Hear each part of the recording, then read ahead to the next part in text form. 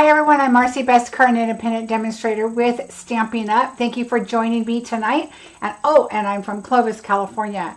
So when I post, it is Pacific time. I am on the westist coast of the U.S. anyway, in that little area. And so I am smack in the middle of California. So that is where I'm at. And today was sunny and cool, but a nice day. We are going to have a little bit of a change. I was supposed to go to Montana in the middle of March after On Stage. Things changed with our youngest in-laws. They were going to take the first shift of the newborn baby and help out. And we were going to come a few weeks later to kind of give them a break. Well, they have another grandchild. They have several, but they have one that's in a big tournament or playoffs or something. So they're going to be traveling to go see them play, or him, I believe, play. And so we are switching it up, and we're going to Montana next week. I just got home from Oregon Monday, and we are leaving Tuesday to Montana. My husband sent me the weather over there, and it says we're leaving Tuesday. Right now it's 30 for the low at night and 53 during the day. But on Tuesday, when I go, it's going to be 6 degrees at night and 16 during the day. So let's hope our flight gets there. It's kind of in a rural area where we go to North Dakota and then drive to Montana. So it'll be fun. Okay, I read a lot of my messages. I know we have a lot of new people playing tonight. Welcome. I'm so excited to have you. I will explain everything to you, so no worries there. I'm just kind of reading down. Thank you, everybody, for the shares and the likes. I do appreciate that very much. Let's see. I can't wait to see what beautiful projects Mark has created for us tonight. Oh, Deborah, you are on vacay. Girl, what are you doing on here? I'm glad you are, though. I hope you're having a wonderful time. When are you coming back? Just curious. Let's see. Hi, Gloria. How are you? Hi, Mona. My trip was great. So my granddaughter is getting so big, you guys. She's just the sweetest thing. If you're on my Facebook page or my business Facebook page, I did post some pictures. She's really enjoying cheer, which is kind of funny because my daughter cheered. And so my daughter's like, oh my gosh, I got to do sponge curlers on her hair and I have to do this and that. I just laughed because I had years of doing that. So I kind of chuckled at that, although I ended up putting the curlers in her hair. But anyway, we had fun. Yay, Sandy, your first game. I'm excited. Thanks for sharing, Stacy. Hi, Steph. Stephanie was here today. Oh my gosh, Stephanie has been a lifesaver. She is my helper. You guys know she does. She's my die cut fairy, and she'll stop by when she's in town. She lives about 30 minutes away, and she'll pick up projects and take them home and drop them back off, and or come for the day and craft. And with my change in schedule, it's a little crazy. Thank goodness I'm a little ahead of the game, and she made me even more ahead of the game. So I'm really glad about that. That being said, because I'm coming back on the 2nd of March, and bingo is early next month, as I already announced, because the following week I am in Houston going to On Stage, which is like our Stampin' Up convention. So I already have the projects created for March, and they are amazing. It's going to be so fun. So I'm really, really excited about that. All I can tell you is this might be a little clue. Okay, that's all you get. But that is going to be a really good project. You're going to love it. It's one of my most popular things that I've done in the past. And so I get a lot of requests about this project. So we're going to be creating that. And you will get a PDF. So that just tells you it's going to be kind of different. Anyway, so yes, thank you, Dolores. And so we are going to cut off bingo at a particular number. And usually it's not an issue, but it is already listed below to register because I know the time is kind of quick. And then again, I will not have bingo in April. April is my switchover month from the old catalog to the new catalog. You'll start seeing some new stuff. I got to revamp, you know, all my stamps, my DSP and everything. So I decided, ooh, let's not kill me in April. But May's bingo will be really fun with new product. Let's see. Don't forget thumbs up. Thank you, Sandy. Hi, Barb. A newborn baby. I know. So the first, okay, so my youngest married into a family. He has 2 older boys, and they have a little boy, Bo, and he was 10 pounds when he was born. This kid was a big boy, and he's still a big boy. And but this one, I guess, is going to be smaller. It's still a boy. So right, I'm like 6 months, 6, 9 months. Wait, I can't get winter stuff. I need summer stuff. It's kind of crazy. Let's see. I just skipped down and I missed something here. No fun cold weather. Boy, that is true. I will, Kathy. Don't worry. Let's see. If you need your numbers, let me know. Kathy, 26. This is Kathy Garrett. 26, 14, 18, 15, 9. 26, 14, 18, 15, 9. And I'll ask again before we start our first bingo. So I just want to make sure I got everybody. Carol, no problem. I probably copied it off of an old one. Carol Helms, 2, 8, 13, 24, 30. 2, 8, 13, 24, 30. Let's see. Must see my Marcie. Oh, on Saturday. Okay. I saw your pictures this morning, Deborah. I wanted to go back and watch your video, and I will. Oh, Rosie, no problems at all. Yay, Bobette. Did you see my message that you needed to check your email? Hi, Steph. Okay, Sandy, so to sign up for March Bingo, there's a link below. It says March Bingo. Just go right in there, put your numbers in, all that good stuff. Now remember, once you register and you put your numbers in and you scroll down or hit register, scroll down farther and hit pay. If for whatever reason you bounce out of registering, you do not have to register again. Once you get a receipt saying you registered, then just add it to your cart and then pay that way. It's fine. Also, I get a lot of questions. If I don't have PayPal, how do I pay you? You can use PayPal. It's a program that you can use your credit card. All it is a program that protects both of us. And you can just go ahead and use your credit card through PayPal, and that's not a problem. Oh, good. Sandy, I got it. Let's see. Give me my numbers. Mona. All right, hold on. We have 2 Monas, I believe. Let me look. All right, Mona, you're going to have to give me your name. I think it's under a different name. And I ask you this every time, and I apologize. You're welcome, Carol. Hi, Kathy. I finally got reconnected. Oh, good. You took your numbers out of the safe this morning. Boy, those must be some lucky numbers. Hi, Karen. Oh, no worries. Sign up for March. It's going to be a really good one.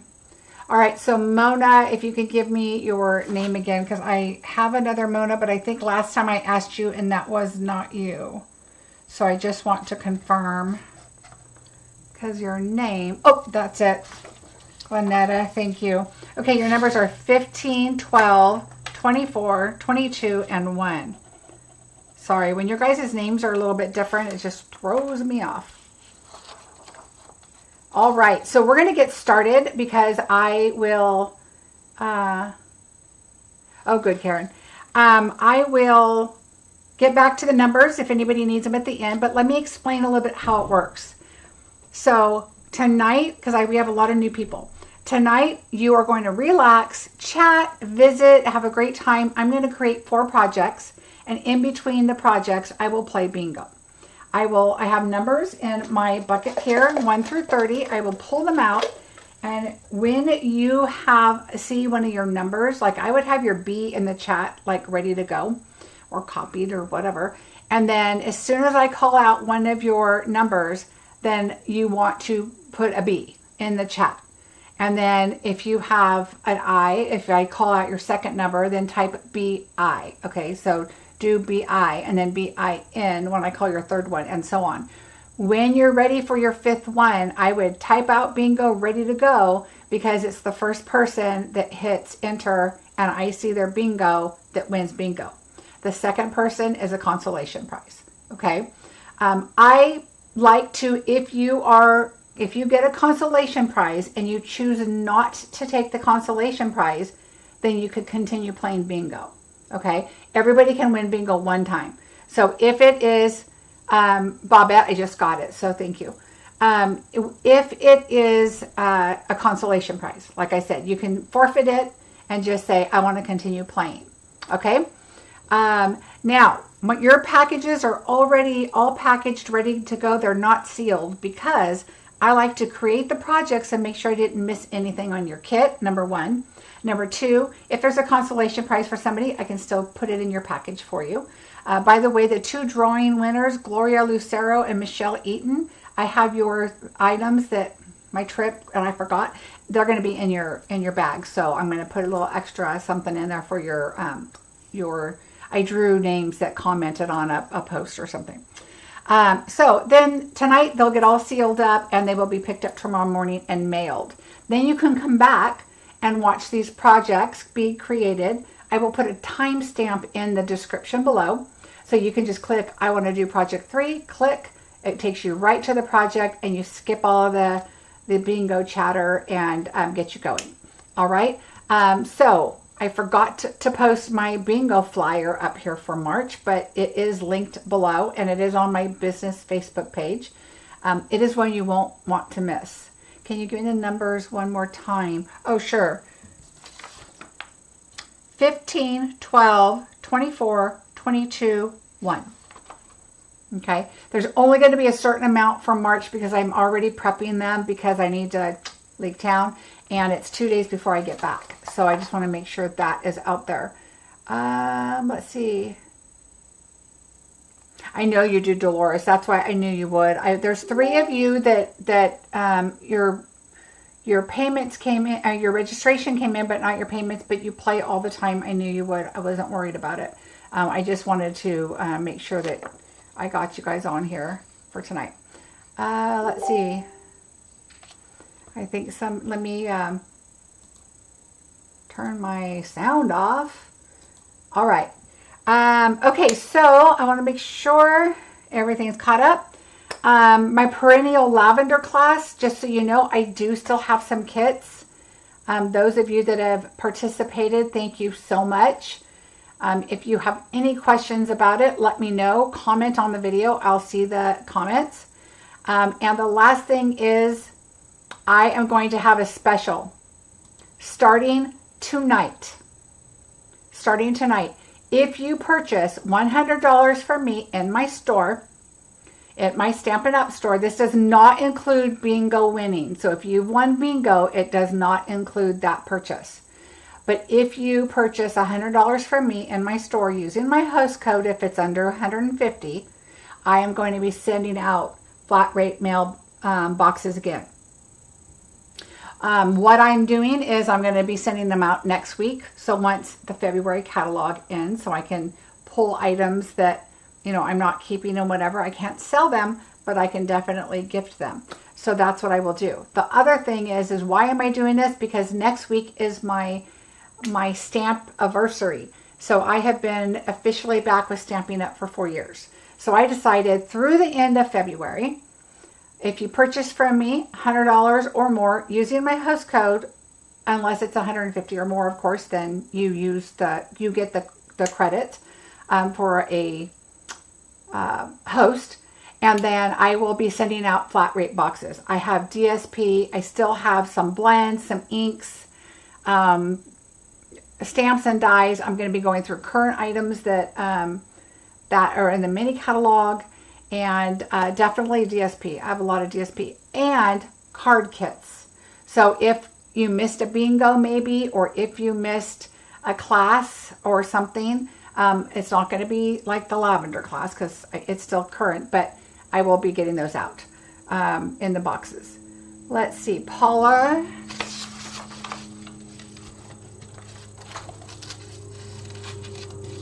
Paula, Paula, Paula. I do not see you on here. Let me look.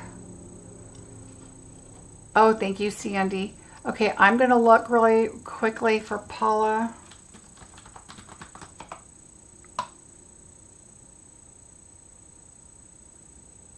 Let me just search really quickly, Paula, because I don't know why you're not on my list, but let me just double check.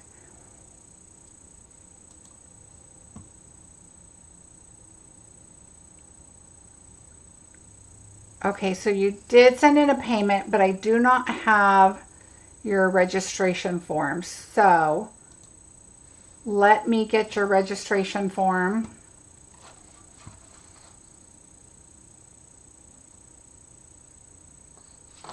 All right, Paula, let me write your numbers down.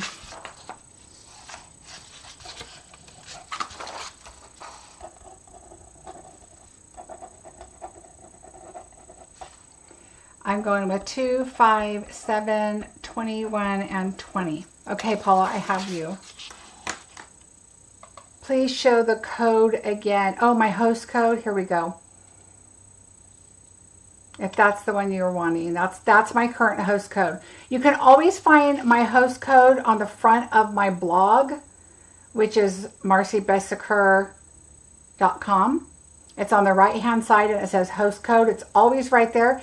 Down below, it says shop with me. If you copy that link on a current video, that is my current host code. So you can take that, it'll link you right to my shop. And then I write it below that you can copy it and take it with you. I remember, Paula. Thank you. Yes, Margie. 28, 8, 19, 26, 22. Thank you, Eva. Hey, Terry. Yes, and you'll get celebration items. I was going to wait till March to do it, but then I thought, you know what? It's my 4-year anniversary. All right, we need to do some bingo. If anybody needs numbers, we will do it closer to, before we start before we do our bingo. So let's get busy and craft. All right, so this is our first card today, and I'm getting a weird glare again. I closed my window, probably because it just kind of, the sun's just right there and it gets all crazy. But anyway, here we go. You're in my thoughts today. So everybody needs a sympathy card or a thinking of you card. So what I did is I decided, you know what? I loved the paper. I loved the stamping on it. And I decided, I just really love the blue and the wild wheat together. And so I decided I am going to pair these together. Hey, Nika, no problems. This is our first project. We're just getting started. So you're going to get your packages like this. And this says Project 1. So let's just go ahead and open that right up.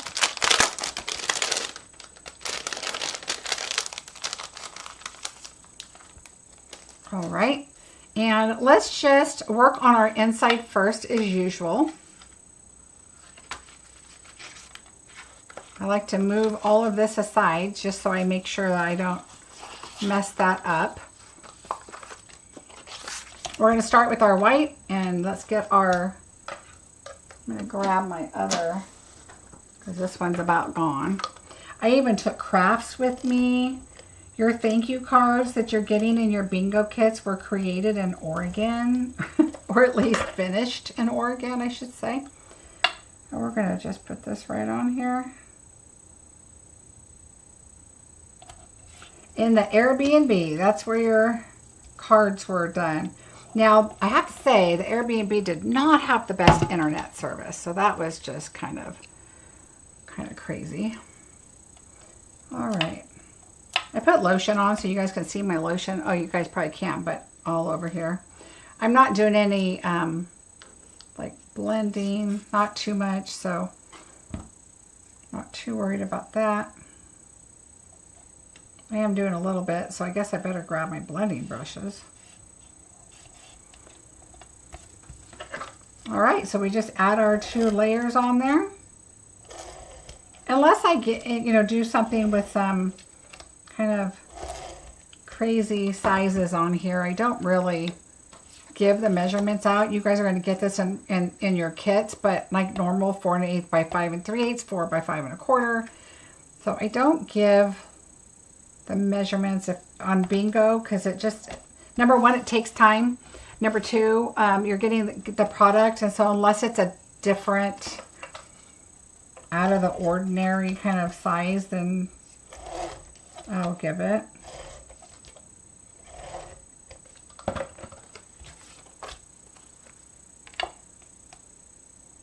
I try not to take up too much time during bingo because these nights tend to go a little longer. Glenetta, yes, the lavender class, I've been mailing them out as people order them, so that has been mailed. If there's still 2 people that just purchased it, I've got to mail those out tomorrow. Okay, so there we go. We've got the inside done. Let's go ahead and layer up our next 2 pieces. Again, the same size. 4 1/8, 5 3/8, 4 by 5 1/4. And everything's listed on the supplies below. This is the Thoughtful Expressions. I love, love, love these dies. Thank you, Melody. And this paper is just so pretty. It reminds me, like we talked about this before, those dishes. Like, I can't remember the name of them right now. All right, I'm going to set that aside, and then we're going to go ahead and layer these up. This is with the Softly Sophisticated embossing folder. I don't know why I'm getting such a weird glare tonight. I'm going to try and move that over a little bit. Well, that's probably worse. And then I had to turn off my power, you know, when I leave, and so, you know, your stuff gets all out of whack. I like to put adhesive glue on the embossed pieces. And this one just goes edge to edge.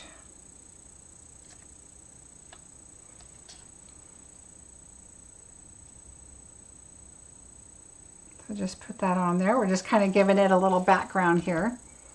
All right, so we'll put that over there for now. Let's go ahead and get some stamping done. I am going to bring in, just because I like to, my pad here. But I'm going to put something underneath it because we've already talked about white under the white is rough. So let's just do that. I chose to put the circle at the top this time because the flower just kind of fits in there nicely. So I'm going to turn it this way and make sure that my flower is going to go up in that corner. So my stamp, I'm going to start with the sentiment first. I just love this. This is what's off to my side over here. I love my mat and my putting my ink pads right here on the mat. All right, I'm going to straighten that up.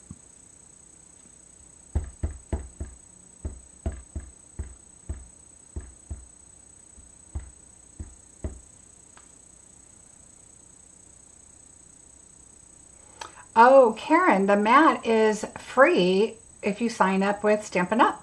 You get the mat. It's called a Glass Mat Studio. And you get this silicone pad here. And then you get a cloth that I have set over to the side. And it's as hard as a rock right now. But you get a chamois, a nice size chamois. It's a large. So it's really, really nice. And you get it free if you sign up. That is our special during celebration. All right, so we have our sentiment on there. And now, oh, look, I had 2. Maybe this is where the one was missing when I was like, I had an extra. I had to go cut another one. And it was in my kit. How funny. Now we're going to take the flower. And I have some markers here. Let me find my other marker. So I have Lost Lagoon, Boho Blue, and Wild Wheat. So these are the colors. What color blue did you use on the embossed strip? This is Boho Blue. So Boho Blue is the color. All right, so what we're going to do is I like to start with the smaller pieces first. Let me move that up there. And I'm going to take the yellow, which is the wild wheat color, and I'm just going to do the center. And this is where your markers come in handy. If you do not have markers, it's okay. You can stamp it and color it or pop it up. You could do whatever you want. There's a lot of things you can just change up if you want. So markers onto stamps are a good thing. Then we're going to take the leaf. Okay, we're just going to take the leaf and do the green. And I do right outside the line because I figure the line is going to be the flower. Okay, so do that. And I do it kind of quickly because we can huff on it, and I like to lay my marker down. Okay, so I like to get all the way up. Turn the stamp. Don't turn your hand all cockeyed. It's easier to just turn the stamp. All right, so we're just going to do this. I like my bingos to be kind of like my videos. I like to teach. I like to, hopefully you'll learn something, get out of your comfort zone, do something a little bit different. So a lot of times people say, oh, I can't make it to, you know, I'm not available that night. Okay, we're going to huff on it. And then I'm going to turn it to where the leaf goes this way. And it doesn't matter if it's off a little bit, that's okay. Look at that. Oh gosh, I get a weird glare, you guys, sorry. All right, so there's that one. And now we're doing the same colors on there, so we're going to do the same exact thing. The thing is the bingo is technically free. We can't charge for bingo, right? So it's really, you're paying for a class. And so, but why I send them out later, like I told you, is I want you to learn, sit back, relax, chat, visit, have a good time. And you know, sometimes when you get kits and you jump into it, you start it, and then you mess up, and you're like, oh man. And so this way you get to watch the video, and if I goof up, it's a definite learning experience. Like, ooh, don't do that. Because sometimes I create these projects, like I'm already doing marches. So by the time the March one comes along, usually it's in the middle of the month, and then I'm like, oh man, or I forgot something, or then I decided on a better way to do it, or whatever. So this is kind of your way to look at it and think, oh yeah, she did this and that didn't work, or ooh, this is a tip I picked up by watching before I created my projects. So, all right, so there we go. Quick and easy. All right, and now we're gonna go to the right and just put it right in the middle. All right, so there we go. There are your two flowers.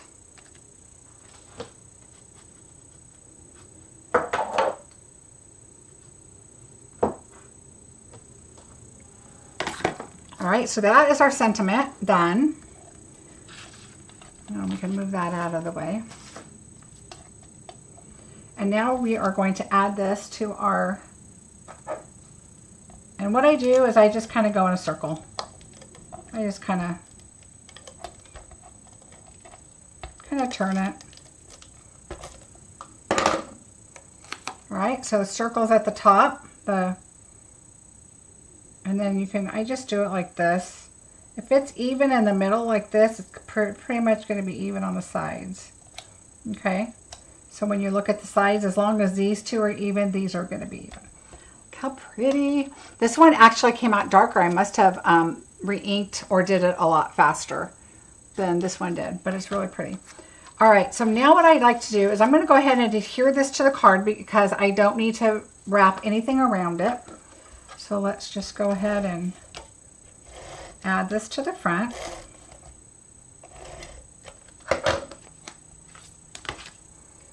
And you could add this on here first, but I made it shorter, so it should be okay. If it was going to go side to side, I would definitely try to put that on there first so that you can trim the sides if you need. What is the registration code? Wait. Oh, cutoff date for bingo. Rose, if you want to participate, I just need you to register for sure. And then you can pay right before bingo. I'm fine with that. I just really need to know how many kits. However, saying that, I just have to adjust the number on my blog, which isn't up yet. So I think I put the 29th, February 29th, which is, I know, a very short time frame because of the schedule. But yeah, just let me know and we'll get it worked out. All right, so then what I do is I kind of put this on, kind of bring this in and kind of decide where you want it. So if we're going to put this right here, then, you know, if you want to bring it down, you know, whatever works for you. I think I'm going to put it right about there. So I'm looking at this little line right there. So that's what I'm going to do. And at this point, I like to do liquid just because I can adjust it and move it just a little bit if I need. And that is the line right here. I'm going to center this, see, and now I can kind of make sure that this looks straight enough to me. And I can look at these lines, which I love. I have to tell you, when I know I did a little thing on this mat and what I liked about it, the other day I had a bunch of ribbon to cut, and I can't tell you what or why, but here just happens to be some ribbon. And I liked it because I was just doing this, and my scissors just slid so nicely when I was cutting. So it's a little bit different than using like a grid sheet, and it worked out wonderful and fast. So I had a bunch I was doing. I think I need some new.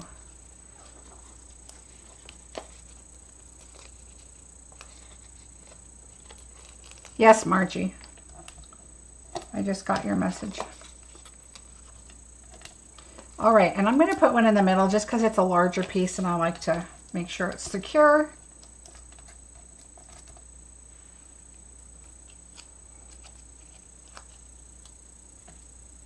All right, and I'm going to move this up just a little bit. Now, the other one I had down a ways. I'm going to move this one up just a little. No, I think I'm going to move it down.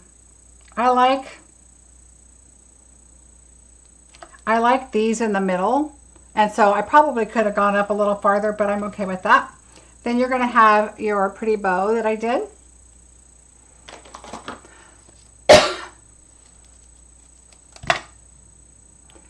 Went to rock the block on all my Stamp Up day. I won the glass mat. Oh, how exciting. Winning a glass mat is a great idea.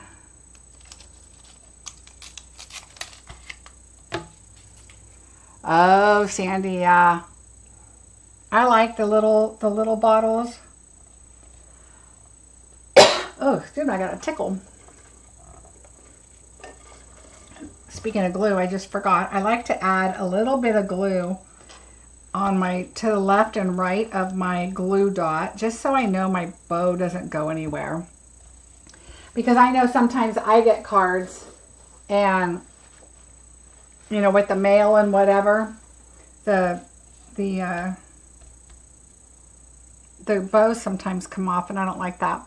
Okay, so this is where you're going to find out what your surprise is. So I added a package of these gems, the iridescent foil gems, in your pouch. So I like to do a gift for thanking you for participating. So I usually try to choose something that you're going to use in your project. So there's that. And these I just love these. This comes with the Just Kitten set. Just Kitten set. So there it is. So there you go. Now we could also add them. You could have added them. Let's see what that looks like in the middle of the flowers. I just thought about that. So that would be pretty too. But anyway, I liked them on the side because I just like the wild wheat color to kind of play off the other.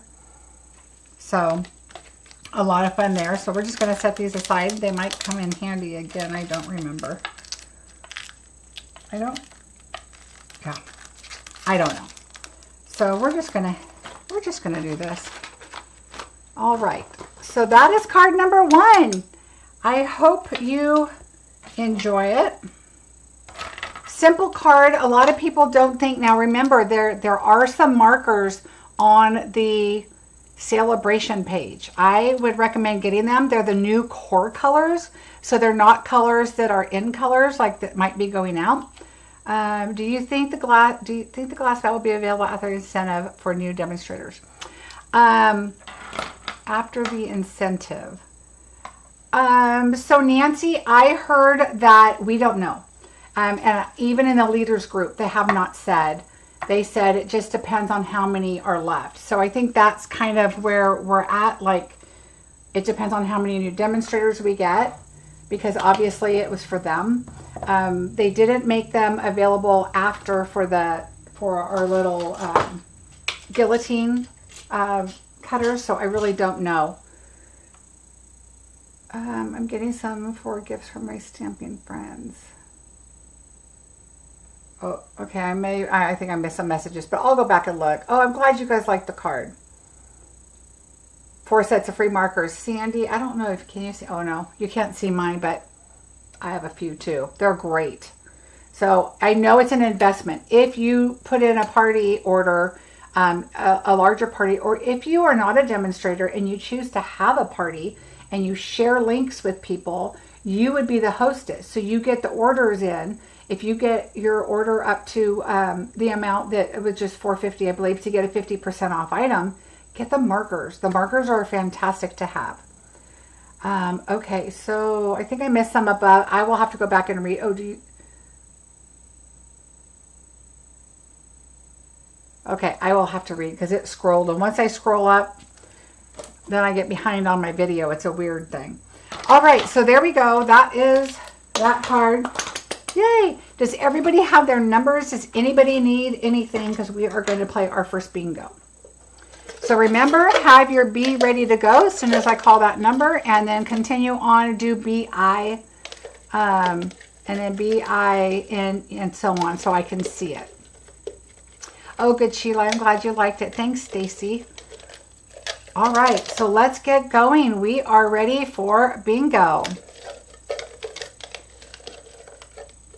Karen, that is so true. If you miss, and you need just a little bit of a color, you know what? I just want to tell you guys one more thing. And I think I've told you this before. If you need to do a color and add a little bit of color, let me show you something really quick. And I know this is bingo and I shouldn't be going off track here, but I got to show you this. So let's just say you stamp and it didn't stamp exactly like you want. Grab one of your blender pens and take your marker. And a marker is going to be, you know, pretty dark. But take your blender pen and just grab a little bit of that color. And then take it off to the side if you need it. Like say you do it like this and you're like, ooh, that's kind of dark. I don't want it that dark. And it just gets lighter. Okay. So it can be darker, it can be lighter, and you can get it to the shade that you want if you need to fix something. So, okay, so a blender pen is really good to have, and then of course, you know, wipe it off, see how clear it becomes, and now you can use a different color. But they are fantastic to have. Oh, but you gotta have the lid that I just lost on the floor. Okay, back to our scheduled program. Except I can't, my little tray up there is full. Okay. Oh, good, I'm glad. I know bingo nights go kind of late, so I hate to just spend a lot of time stuff, but I hope that helps you guys. Okay, let's go. Number 11. First number. I tend to go a little faster when I call the bingos at the beginning because number 1, I do have closed captions on, and it does give me a little bit of a lag time between you guys where you're at and where I'm at. And then also it's going to take a few numbers before bingo gets up there. So number 9. Oh, Sandy, me too. Luckily I have a lot of it, but I wish it would come back. Ooh, lots of bees already. Number 7. Felt like I grabbed 2.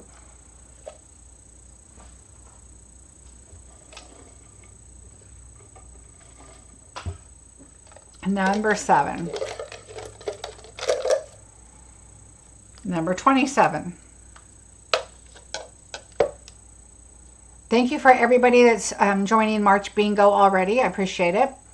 Also, if you purchase from me for the box, remember I'm sending them out next week. So after I return, I will bundle those up and get those going. I need to get through the February catalog, number 30, and get those, start pulling things off the shelf and all that. Hi, Olivia. Ooh, we got some BIs already.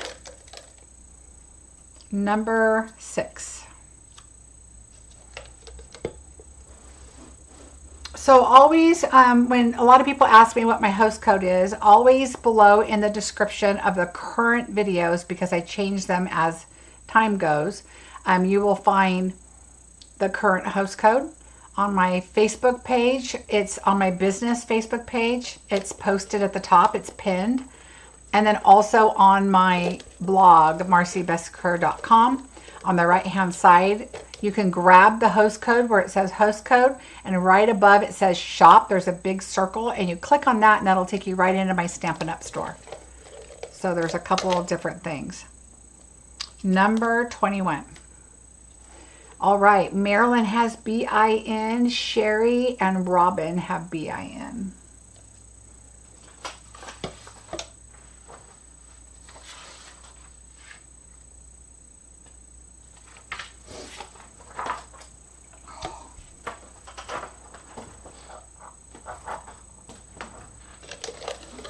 Dolores has a BIN, and Rosie, 25.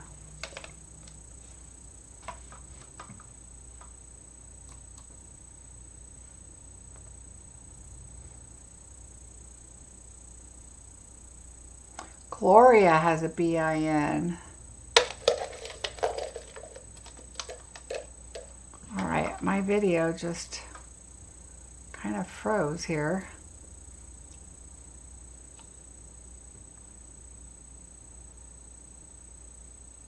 Ooh, Marilyn has BING. Weren't you the one that got the numbers out of the safe?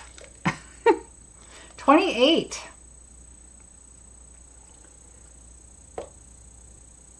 Remember, have your next letter typed and ready to go.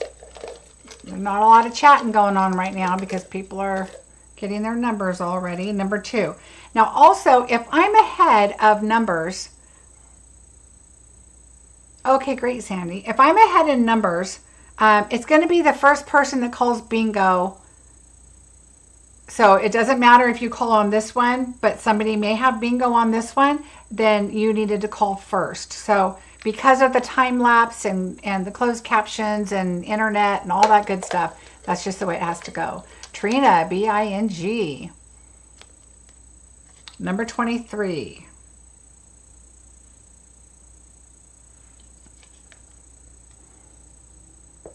I really appreciate all of you playing bingo. Thank you so much. A lot of times I get people and even demonstrators like, how can I help you? I want to help your business. I'm a hobbyist, and you know, playing bingo, doing classes, obviously purchasing from me, all of those are very helpful. So thank you so much. And hopefully you learn something, and I think it's a lot of fun with just the social part of it and everybody chatting. I love bingo night. Olivia has a BING. Number 4.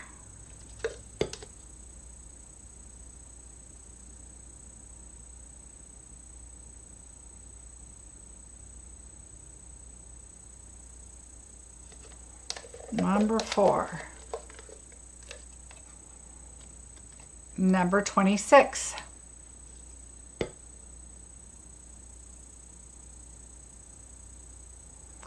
Lots of BINs now. Kathy on with a B. Ooh, Carol with a BING now. Yay, Eva's on with a B. Number 8. So I'm a couple numbers ahead of what I can see on YouTube.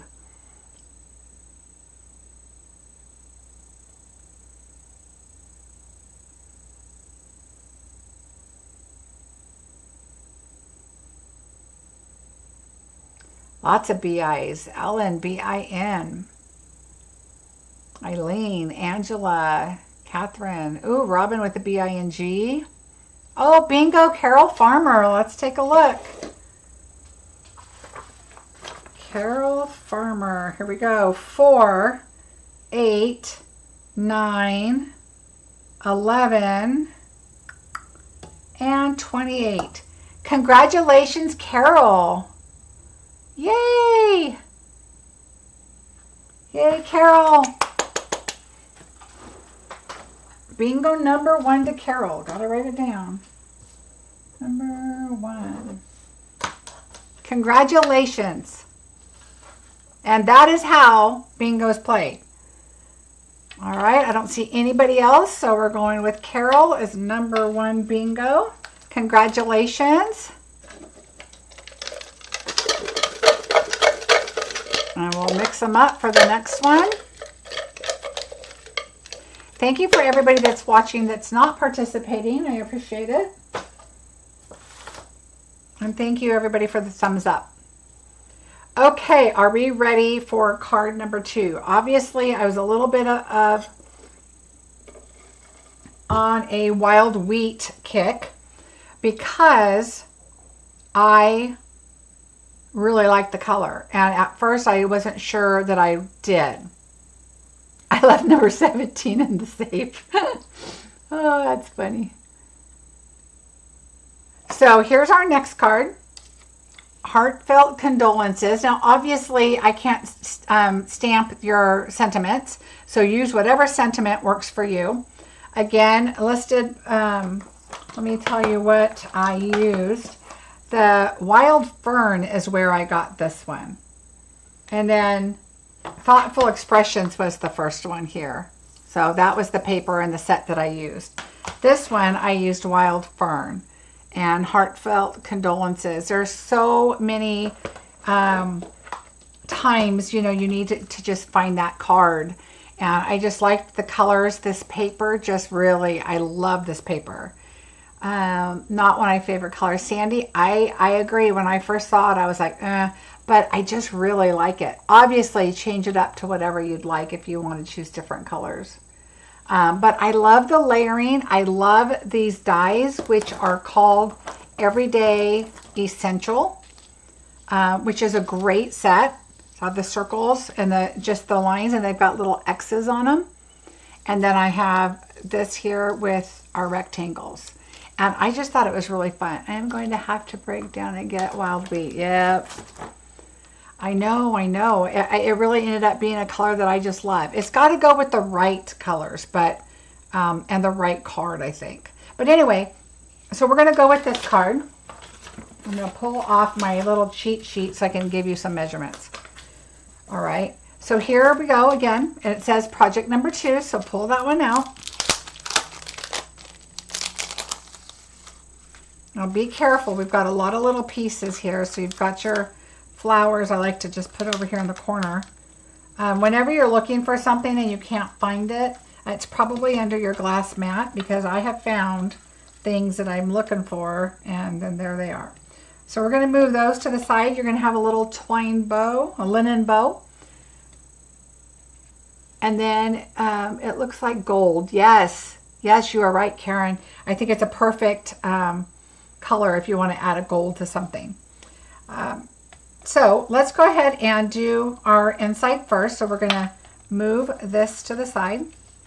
And the inside again, it's got a beautiful DSP. I just had to use that on the bottom. So let's pull that out. And it kind of does have an up and down, but it's really hard to tell because this flower looks like it's going downward, but then this one looks like it's going up. So I'm going to do it this way because the flower is kind of predominantly there, and I'm just going to, I want that to go up. So we're going to add this to the bottom.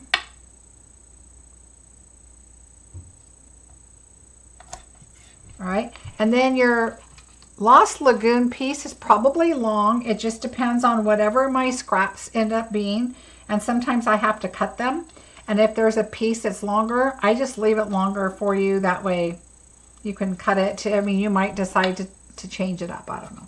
But what I do is I lay it down like this, and then I just kind of bend it a little bit right there. So now this is my part that I hold on to, and then I add my adhesive there. And just make sure it goes flush up against the bottom. You don't want it to go over. And I can tell this piece, no, it's pretty flush. I thought it might be sticking out a bit, but nope. For a golden retriever. Oh, yeah. All right, so there is our, see, now you don't have glue on this piece, so you are good when you just do that little bend trick.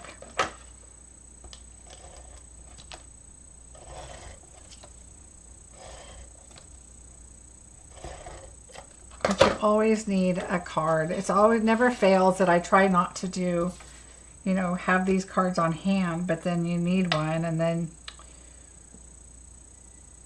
you gotta make one. All right. So the same size, the back is the 4 1/8 by 5 3/8 for, because I always have white over here to my side here, a stack of white 4 by 5 1/4. So that's why I decided to start making my colored panel a little bigger. That way I don't have to cut down my white. It just goes on. That's why a lot of mine are like this. And a lot of times I feel like, oh, I always do the inside the same. But honestly, I send cards to different people. They don't know the difference on what the inside is. And I like to get the most out of my paper, which on another project coming up, I have a really great tip. Oh, thank you, Susan. All right, so that's the inside. Same as last time. We're going to do, wow, it is a lot the same as last time, I realized, because we have this and this, but we're going to layer up some more. Again, you know, your flowers, these are going upwards, so these are a little harder to tell. They're like little, I don't know if those are supposed to be leaves, but they look like pods to me. But anyway, we're going to put that on. But look at that beautiful color. I know, I'm really starting to love this color. But like I said, it has to be on a specific thing. Okay, flowers are up.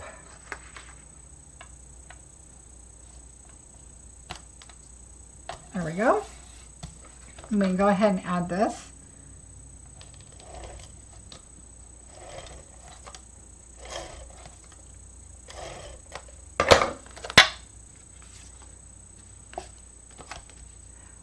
Cutting the packages.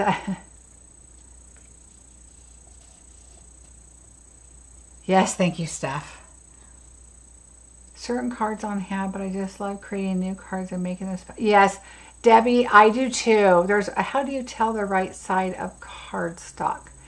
Sheila, I don't think there is a right side. I think cardstock, the only thing I would say is when you put it through your machine, and if your plate is well loved, then you're going to see maybe some marks on your paper. Then that's obviously going to be the negative side, the raw side, and you want a smoother side on top. But if you do a lot of die cutting, like your sentiment labels, or like even these like this, I like to start with newer plates because they come out nice and smooth. But there really isn't a bad side of cardstock unless it's been through your machine and you can kind of tell that it looks a little rougher. Yeah, Stephanie is cutting paper for me. Thank you. Debbie, same thing. I like to do cards. Sometimes you have to grab them if you need them quickly. This is another paper in the stippled rose, whatever. So that is going to, it's just, all the paper coordinates so nicely. And I just love this color. Look how pretty that color is, although we're doing this one. All right, and this one goes side to side again.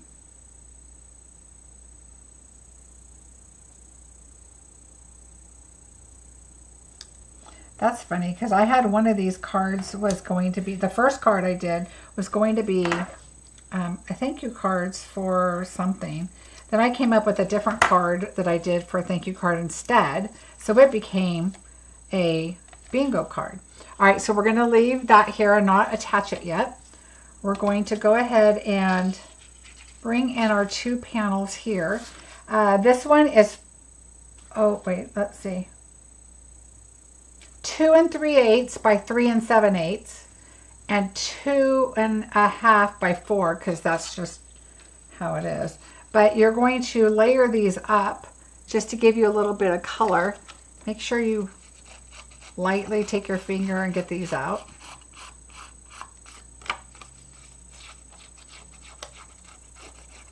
It's easier for you guys to clean these chads out one piece of paper than me sitting here doing all of yours. So I try to get them out as much as I can, and then I say, okay, the rest the rest you guys could do.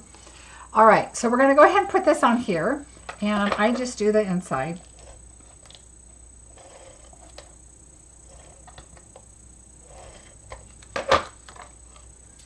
All right, we're going to add that. I like to grab everything from the center and just kind of eyeball it, top and bottom, and then left and right, and make sure that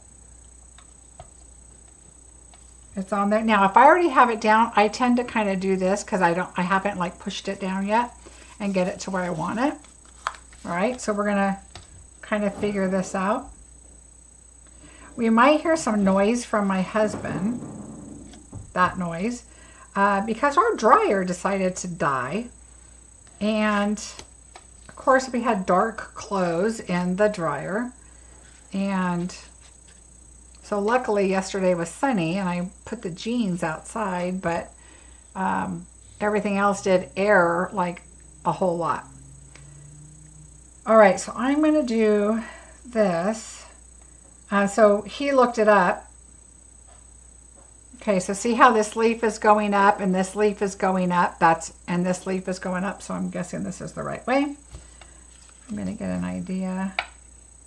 And it doesn't have to be exact, whatever you want to do. In fact, we might change this one up a little bit.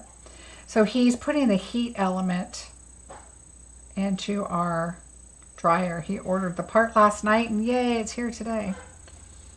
So he went online, did some research, and found out how to fix it.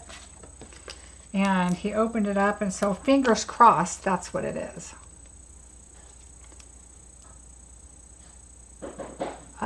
If you cut, it may have edge.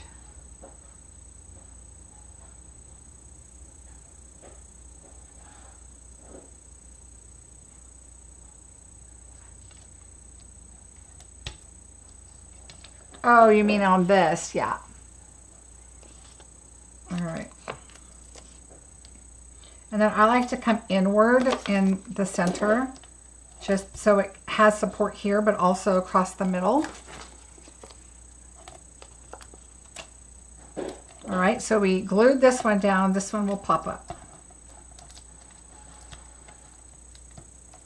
The stippled rose, I don't know if it's, I think it's stippled, not stippled. Oh, Unica, it is. He is, trust me, he's like, do I look it up and do some research on YouTube, or do I go buy a new washer and dryer? I hate our washer and dryer. It's a Samsung, and my son and daughter-in-law had the same issue. It turns off from drying. It just shuts off and says, okay, we're done. And the clothes are still wet. They had it at their old house. And, oh, you guys, I forgot something. Okay, so I wanted to put this around here, and I forgot. So we are going to be tricky and do something, because I've already glued it down. Let me see if I pushed it. Oh, I didn't. A little I did. All right. Well, okay, so what we're going to do is we're going to do it. I'm going to show you guys. Don't forget to put this on. See, this is one of those things where you want to do it ahead of time, but that's okay. We're going to add a glue dot right there, and then I'm going to add a little bit of glue right behind it. And we are going to push this right in here, and we are going to put it right there. Then we're going to take it take it over. Now see how much extra we have? Because I gave you extra, but we're just going to have to do with what we have. So we don't need that much. Okay. Here's how we operate, because I goofed. Glue dot. Put it on the end. This is what you don't want to do, so put it on before. I got to talking and forgot. All right, we're going to bring this down across. I'm going to lift this up a little bit so I can grab that and put it under. And then you want it as straight as you can get it. All right, there we go. Enough, good enough, because we're going to be layering stuff up on top of it, so we don't have to worry about that.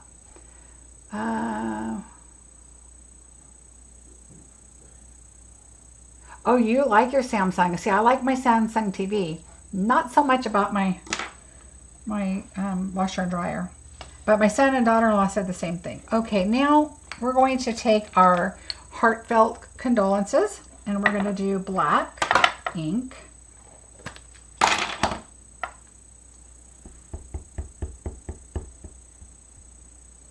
And we are just going to put that right here. So I'm looking at the word on the bottom because it's nice and straight. Thanks, you guys. That's called, oops, let's fix this somehow. Done it many times. All right, and then now what we're going to do is I'm going to bring in Lost Lagoon. My husband's so funny. He's out there trying to be quiet. I can hear him. And we have a leaf. Where's my leaf? Oh, I don't think I pulled my leaf out. What leaf was it? Oh boy, what leaf was that? Huh.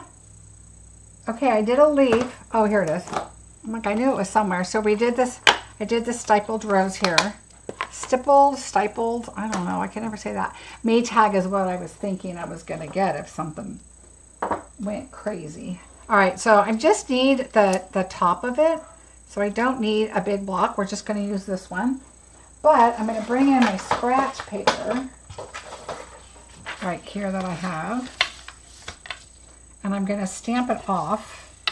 And what I like to do is I'm gonna stamp once, twice, and I think that is light enough. So I kind of like to do it on the a paper.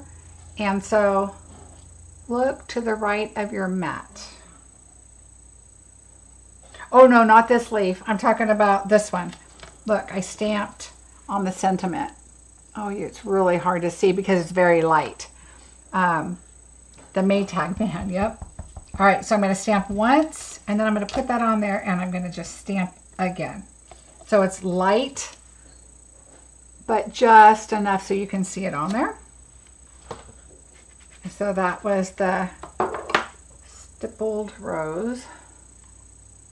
Had an LG and hated it. Oh, we all need to goof from time to time, so look at your easy fix. Oh, well then I've got you covered. All right. Okay, so then we have this. And I did not pop it up. I glued it and then I popped on the side. So I'll put a dimensional on the right side here. And I put it down here because I had already put the flowers on, but I think I'm going to put it, I mean, you can choose wherever you want it. So let's take a look. I kind of put this on here first. And then I was like, oh man, I should have moved it up because I'm going to do this. So I'm going to move this down a little bit, but I'm going to put glue on this side. Okay, just a little bit of glue. I've got the dimensional on that side. I'm going to put that right there. Okay, then we are going to put this up here and add that. So let's bring in our mini dimensionals.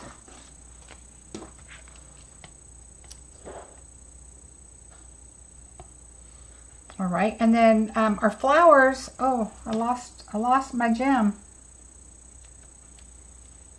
Our flowers are going to kind of cover up a little bit down there, so I'm going to add one like right here and one over there, and that's good enough. You can add more if you feel like you need them. All right, so I'm gonna think about where my bow and my flowers are gonna go. I'm gonna go up just a little bit, so my bow actually is going to end up on like right here. Okay, so we're going to put those there, and now we're gonna do our flowers. So we're gonna take our 3 flowers. I know, famous wild wheat. Like a background stamping of the words, yes. Stamping off the paper takes more ink off the stamping, yes. Oh wait, stamping off on paper takes more ink off the stamping, yes. And I wanted more paper, more ink taken off because of the words. I want it to be what pops, pops out. All right, so now here's those. So I'm going to take this and I'm just going to curve them. You can use your piercing mat too. I use my hand if I'm just going to do a few. If I do a lot, I use the piercing mat because your hand will start hurting. All right, so what I'm going to do is kind of place them. This is the larger one. I'm going to put that one like right here. I'm going to put this one over here. And then I'm going to put this one kind of with the little petal on the bottom is what I want to do. So I'm going to put these on glue dots. And you can put them with glue too. Whatever works for you. I love our glue dots, so. All right, so once they're on, then I like to use my pokey tool or your pick tool or whatever you have. And I'm just going to put that right here.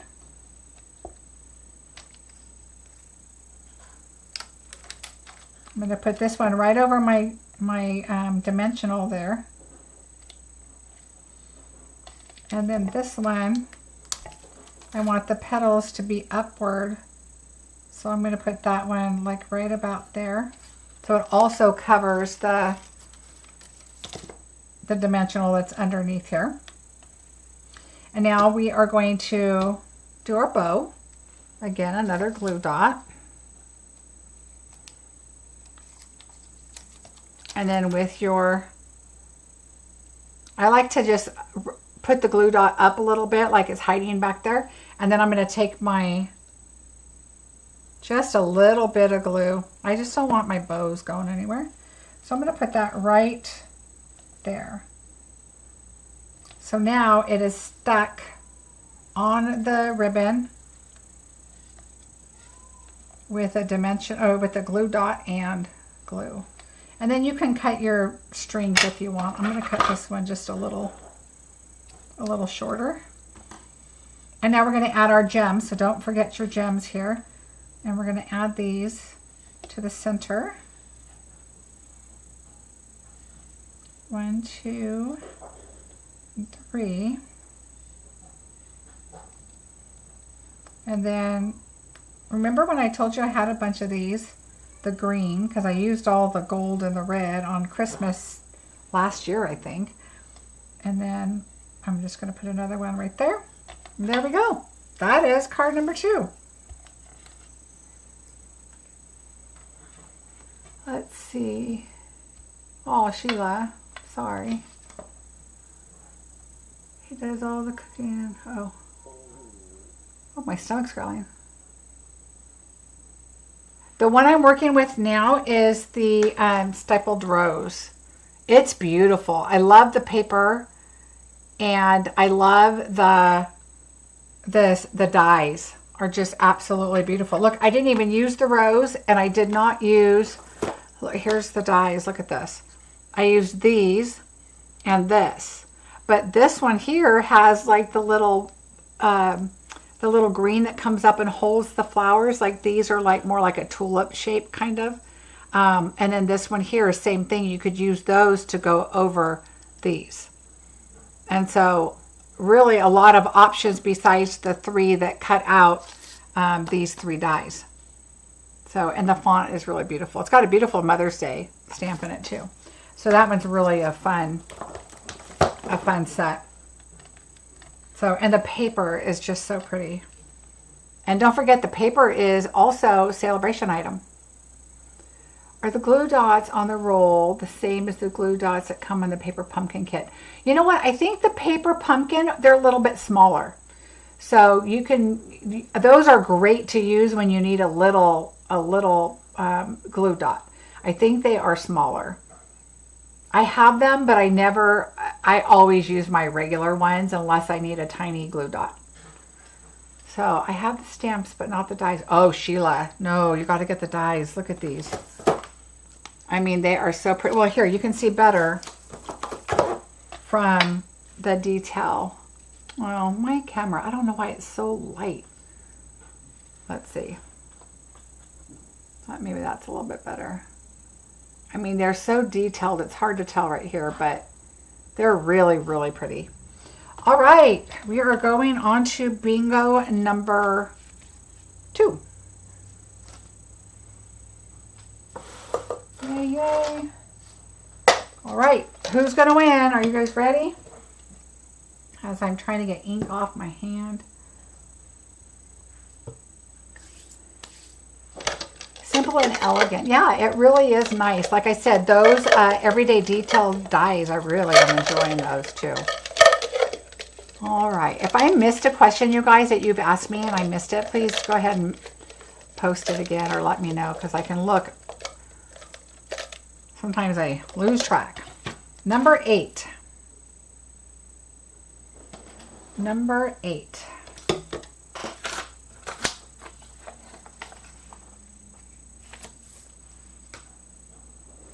I'm excited for the next one, the next card. Ooh, the next 2. It's a lot of fun. A lot of fun. All right, Rosie says she's going to win. Hi, Gwen. How are you? Here's number 26.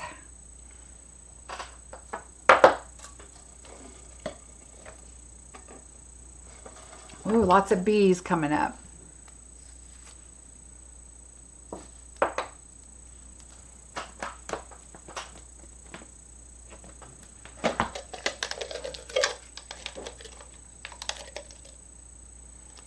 Number 1.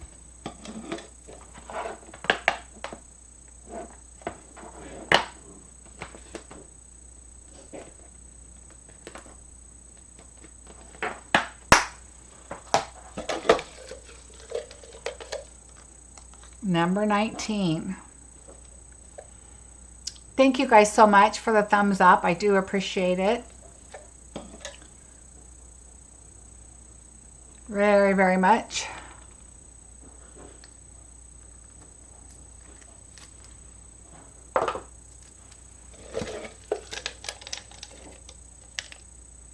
Number 16. Number 16.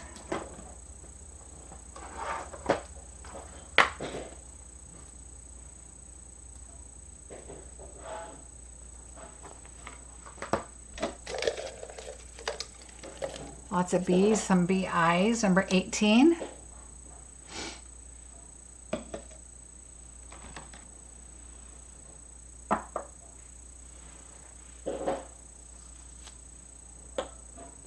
If you have not participated in the lavender class, it's still available. I still have some kits. There's some really, really great projects in there.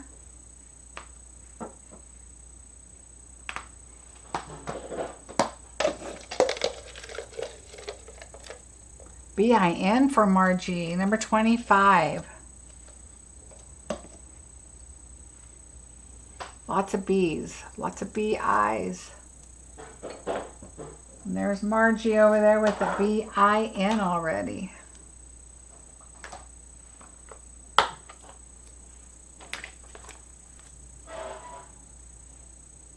Can you guys hear my husband in there? I'm laughing because I can tell he's trying to be quiet. Number 17. I guess there was a crack in the heat element. We haven't moved it or anything, but he thinks that the connection's not working to make it hot, so we're hoping that's it. Uh-oh, 0 for Rosie so far. 21. Oh, there's that 17 you were looking for.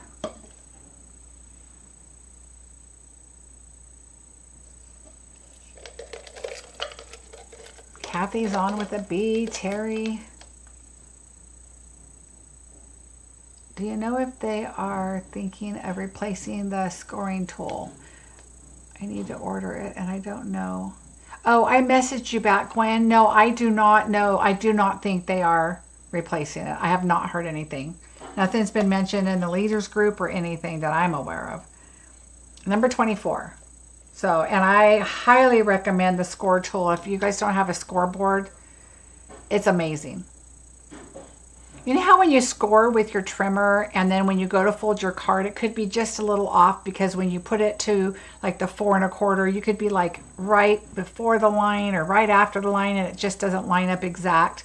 But on the scoreboard, if I cut a lot of them, I score them on the scoreboard because they just fold perfectly every time. So I highly recommend it. And it's great for 3D projects. Number 3. Ooh, Stephanie has a BIN. Eva has BIN. Dolores does. Okay, I am way behind. What is going on with my YouTube here?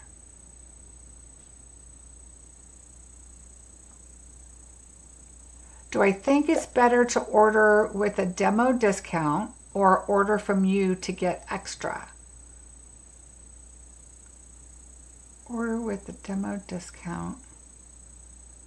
You mean order through me to get the extra box of stuff or order through yourself to get the discount? I would always go with yourself because that is helping you. You're going to get your discount, but you're also going to meet your quota.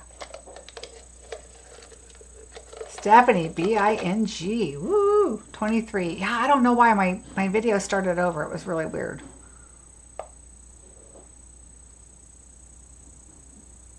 If you're a hobbyist and you've met your quota and you don't have a team, I mean, there's a lot of stuff if you want the extra box of stuff and you have, but I would always order from yourself.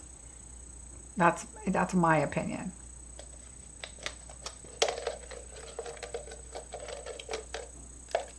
Lots of BINs. Number 10.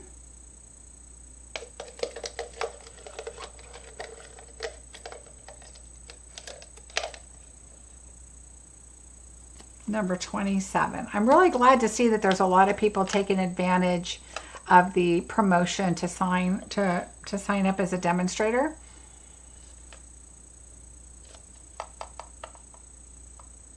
It's such a great time. Obviously, I did it during celebration also since it's my 4-year next week. And I didn't wait to the end. It just so happened to be that when I decided to join back with Stampin' Up, it just happened to be during it. And I was like, you know what? I'm going to join up. Go, Stephanie, go. Number 15. I don't know if I said that. Boy. Deborah. Go, Stephanie, go. Bobette with the B-I. Ellen, B-I-N. Ramona. Eileen, B-I-N. You're welcome, Barb. Angela, B-I-N. Gretchen. Kathy. Ooh, Rosie. She said she was going to win this time. 28. B-I-N-G for Rosie.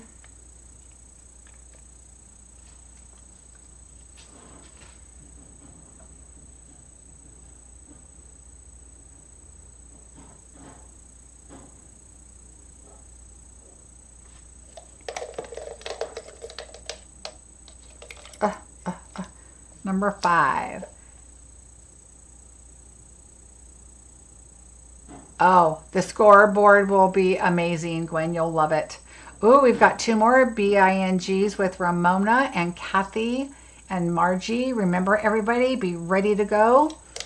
The first person who wins will be bingo. The second will be a consolation prize. Number 20. Ooh, Bobette has a BING. Margie. All right. Rosie's giving Stephanie a run for her money. Yeah, there are a lot, Debbie.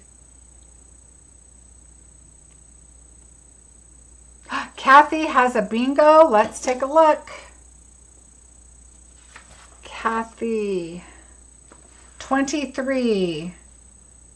15, 28, 17, and 20. Yay, Kathy has a bingo.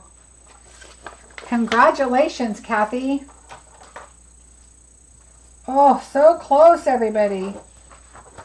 So for those of you that are new, what you want to do when you win a bingo, you're going to email me at Marcie at marciebesecker.com. So on my blog, everywhere, there's my emails everywhere. So go ahead and email me and then tell me what you want from Stampin' Up out of the catalog. Anything that's current that you are able to get. If you're a demonstrator, I cannot order the online exclusive stuff because I've maxed my own purchases, so obviously I can't order more. But what will happen is I will go into Stampin' Up as a customer. I will order a customer. I will put you in as a customer. I will order all of your items. I will give you a screenshot of your totals of everything that you ordered. If you do the 150, you get the host rewards, you get the celebration items and all of that. So give me those items also. And then I will put your order in. I will screenshot that to you and send you an invoice link with your email. And it will be less than $100. So I will put in the first 100. Anything over that, you will pay. So if you do 150, you would get the host reward. So give me your extra percentage, 10% of your total before tax and shipping, and then also your celebration items. I would have had bingo after 5 if I played. Oh, Gwen, maybe next month. It's going to be a really good month. Yay, congratulations, Kathy. I got this little tiny moth in here. I think my husband's got the door open over there. And so now I have a little tiny something. All right, congratulations, Kathy. I have it written down. Woohoo!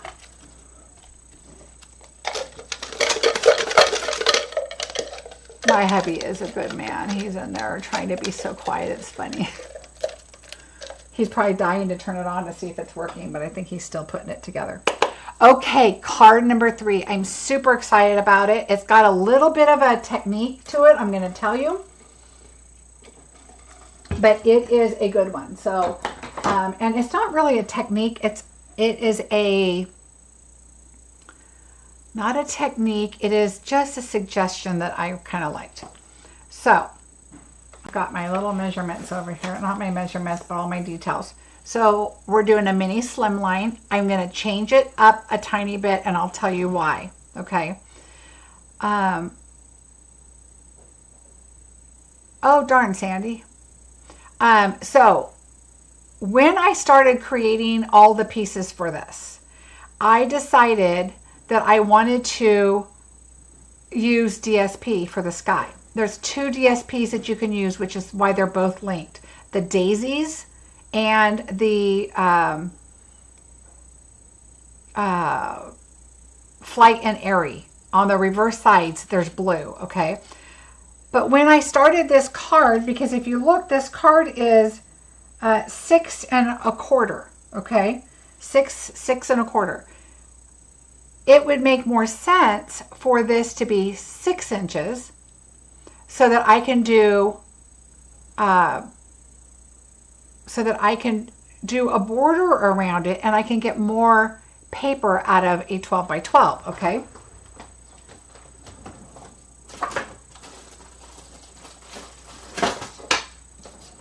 Dolores, I just saw your message and I have you covered.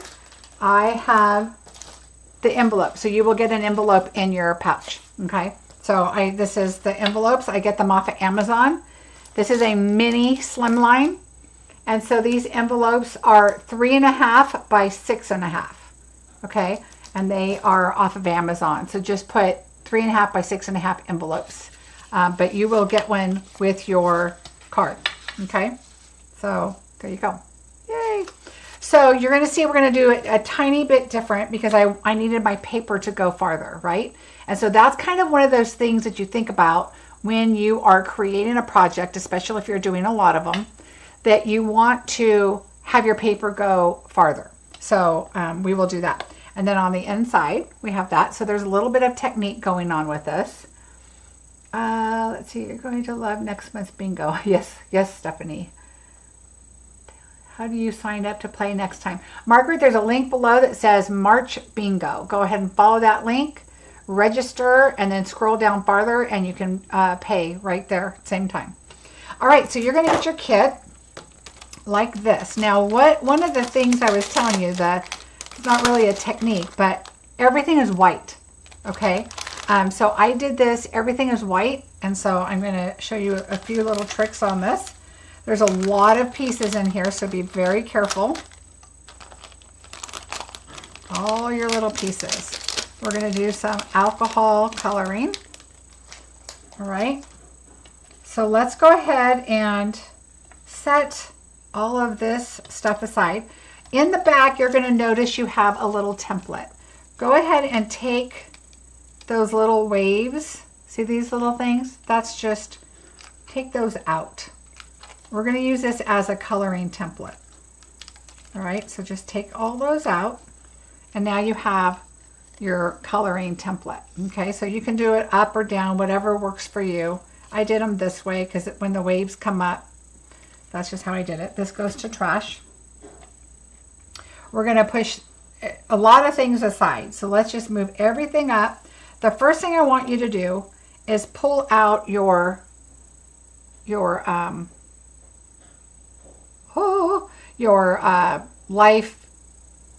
lifeguard post, whatever you call it. It just escaped me. All right, so what we're going to do is we're going to bring in our dark red. If you have markers, that's fine. If you have alcohol markers, that's fine too. I like alcohol. They're a little bit lighter. What I'm going to do is take a Post-it note. Now, there's two things you can do. If you have this set, you can take two of these and do one in red and one in white. But what we're going to do is I'm going to put in a different color underneath so we can see what I'm doing here. All right. And what I'm going to do is I'm going to take my sticky side and I'm going to go right underneath that top lid there. So go right underneath. I need it a little up. I'm going to go closer. All right, so we're going to go right underneath. See, this is what I mean by my bingos aren't easy. I tend to do stuff like that I would send out. So what we're going to do is we're going to take this and we are going to color the top and just go straight down. And we're going to color the top of our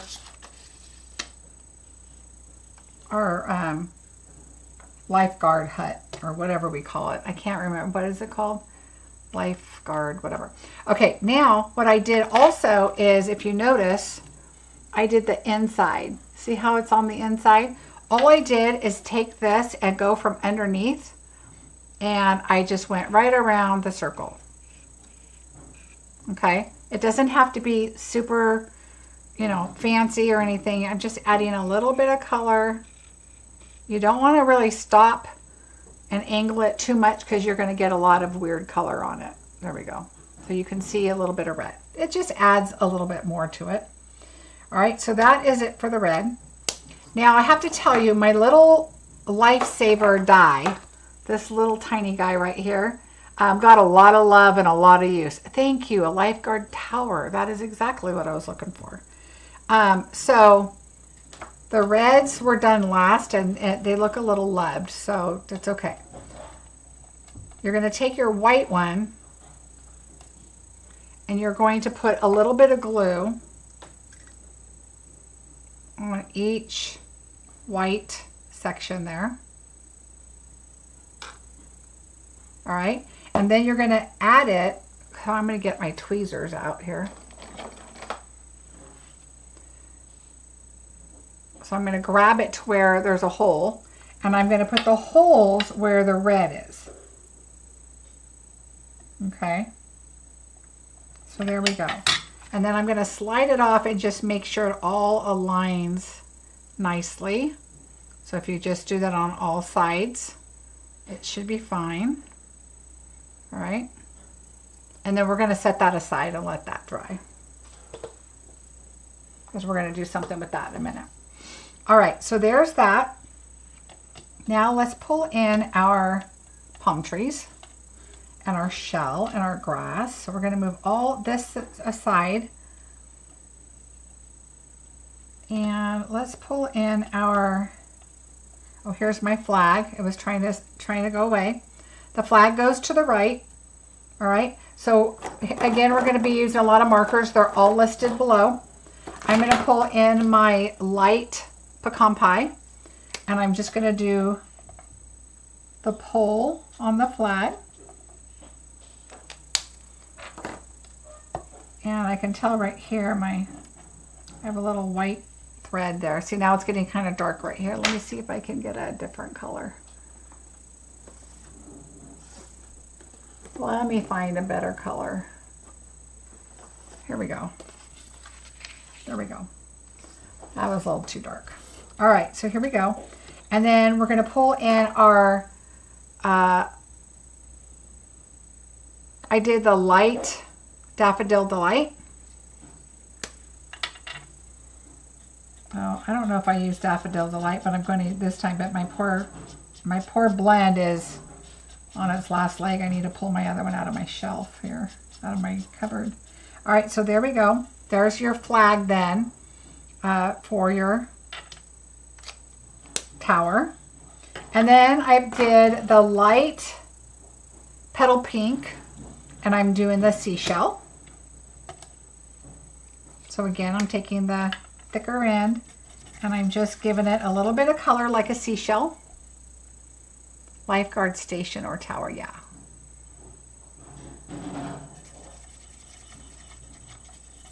All right, so we're just going to give our little seashell just a little bit of color. You don't need a whole lot. Let's set that aside. Now we're going to go back to our palm trees. This is our base for our tower. We don't need that. We can put that there. So now we have our palm tree, and we have one palm tree. We're going to bring back in again our light pecan pie, which I'm loving this color. It's darker than crumb cake, not as dark as espresso. It's a perfect color. I love this color. All right, so there is our palm tree. That's our trunk. And now we're going to bring in our old olive. Wait, I just lost one. Hold on, I gotta find my other one. Where's my old olive? Well, I think my other old olive died, but that's okay. We're gonna make this one work. So you can use both if you want, or you can use one. The palm trees go like this. So you notice how this one has open leaves on both sides, and this one has a leaf that's like it's folded, like it's going one way. So what you're going to do is you're going to put, I put this one in the back and I put this one on the front. So you can do it like that. Okay, so you have a nice full palm tree. All right. Oh, thank you, Bobette. I actually was able to get them done today because they were not looking good. So I was lucky. All right, so we're going to go over the whole palm tree with light old olive. And like I said, you can use some dark too if you want. My dark died, so, and I forgot to grab a dark out of my cabinet, but that's okay. We're going to make this work. All right, so we're going to, this one's dying too. I ordered a new set, so I got to wait for them to get here. All right, so now what I'm going to do is go back in, and I'm just going to kind of go to the center a little bit and not all the way out. So normally with the darker, I would go kind of on the lines, but I don't have my darker one. So we're just going to kind of layer it up and make it look how we want it. I thought I had it, but I think I dumped it. I'm looking. All right, we're gonna use a different color because I like to add two colors. So let's just see what this color looks like. Okay, this is Mossy Meadow. It's a little dark, but that's okay. I'm gonna add just a little bit in here and a little bit in the centers. and a little bit down on the side. So I'm just scribbling because I'm going to come back in with the light and really lighten it up, the mossy meadow up. But I want to add that darker texture on there because we're going to layer these up anyway. So see how it's getting darker and darker when you add different colors? So I'm just going to add different colors.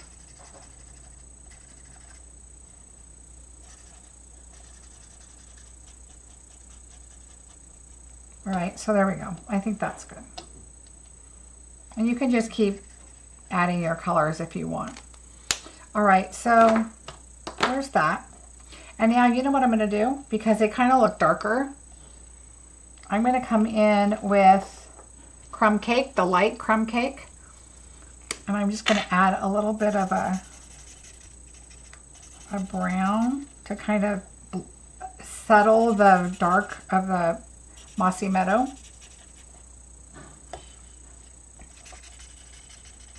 And it also helps blend those colors because you're doing alcohol and alcohol. And so I'm just gonna, there, I'm feeling better about that. All right, so I'm gonna take my big leaf and I'm gonna put it right there. So I'm just gonna do it with a glue dot for, oh, I'm gonna do it with glue. It's right here. Do it right in the middle. And I'm just going to put that right here.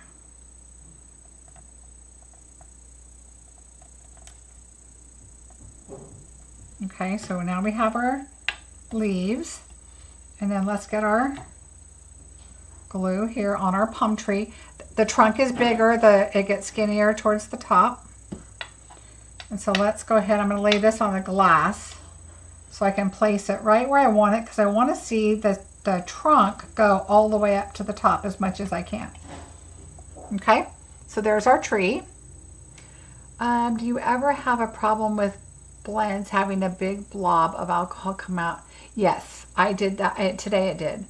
Should you shake them first? No. So what I do is when I forget and I just pull it open, don't pull it open on top of your project because yes, sometimes alcohol will drip. So I tend to try to do it to the side. If I'm going to use this side, I tend to maybe hold it up a little bit first. These were all laying flat in there. So just kind of be careful and, you know, open them to the side and not necessarily on top. And that should help. And if it's too wet, sometimes I'll do it on a paper and just kind of get that really drippy part off. And it doesn't happen very often, but it does happen. You could have cut some of this out of colored cardstock. Yes, you could. However, Margaret, sometimes I like the texture look of the image when you color it versus using the solid cardstock. So sometimes I prefer to do this a lot. Are you usually only dies and not the stamp set? I was interested in this set, so this is nice card idea. Thanks. Margaret, you know what? With Bingo, if you guys don't have the stamp set, then it doesn't do any good for you. You could definitely use the stamps and not use the dies, but if you don't have it, then this card wouldn't be useful for you because I cannot stamp anything for you. So I hope that makes sense. So yeah, so that's kind of why I use a lot of dies. Sometimes there's so many things I want to create in a Bingo, but it just doesn't work because I don't, you know, if you don't have it, then that's no fun. And yes, I could do it, then you'd have to buy it, but what if it's a set you really don't want? So kind of how it works. Okay, so I'm going to do some Mossy Meadow, just kind of in a little bit. Notice this is lighter than this end. Sometimes that happens. So I'm just going to go kind of right in the middle just to give it a little extra texture.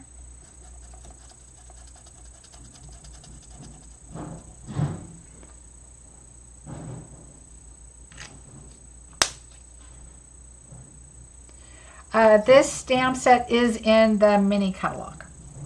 Yes. Yes, I get a blob of alcohol too. That ruins me. Yeah, you just got to open it to the side. Right, Eva? Yeah, both ends helps too, to open them. All right, so we're just going to see how it just adds a little bit of texture there. We're just going to add that. I'm going to do a little bit of crumb cake on it also because it is kind of weeds at a beach. Can you guys hear him in the... I think he's moving the washer back. It was in pieces. We can't even go in our laundry room. He's like, don't go in there. It's a mess. All right, so I'm just going to add a little bit of brown. It just kind of makes it a little more beachy to me. It's because beachy is not super green. If you've been to a beach, it's usually not really green. Not green. We're going to make it a little more brown, and then I'm going to add some green back on it. And that's the whole thing about blends, is you can really blend them up and do different. See how it looks pretty green on here? On here it doesn't so much, but it is. You can layer up your colors and kind of get what you want. And you don't have to get it on every piece, because obviously they're different colors, different shades of green. All right, so there's that. We're going to do our Enjoy the Day. So here's Enjoy the Day, and we'll do that in black.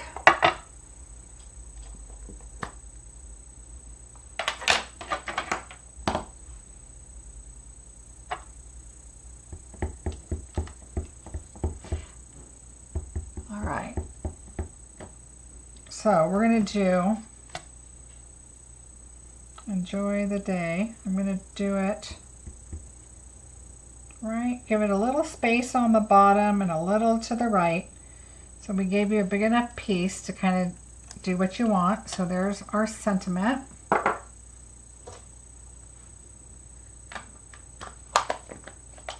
Oh, and Margaret, no problems. All right, so with this, I like to take my longer scissors because I'm just going to do them with scissors. And I'm going to angle that. And then I'm going to go straight. And remember, as long as you're looking towards the end of your scissors, it should be pretty straight. And then I'm going to do it like this. And I think I'm going to cut a little more off the bottom. So look at the end of your scissors, and your cutting should be okay. Not too bad. All right. All right, so there's the coloring part of that. Now we're going to start working. We're going to move all this over, and we are going to start working on our image. So this is going to be our grass. This is one of the papers. It's the sky. Oh, let me come back out a little bit. So this is our sky. This one happens to be the daisy. So you're either going to get the daisy or you're going to get the flight and airy. Okay. So here's the difference. I think this one's the flight and airy one. See, it's just whatever you can. You can even make this the water if you wanted. So you can kind of, find the blue. Anything that's blue, I'm loving. You're going to have balmy blue and white. So let's stamp the blue first. Okay, right now we're doing the top. We're not doing the inside yet. So I'm going to set that aside. You're going to have this on the inside. Just set it aside. And we are going to, this is where the red comes in, where I told you this is 6 inches instead of 6 1/4 because I got more out of my paper. And so I'm just going to put this, it's going to be on like that. Okay, so that's where that is. So let's take our blue. This is where our stencil comes in. We're going to grab our balmy blue.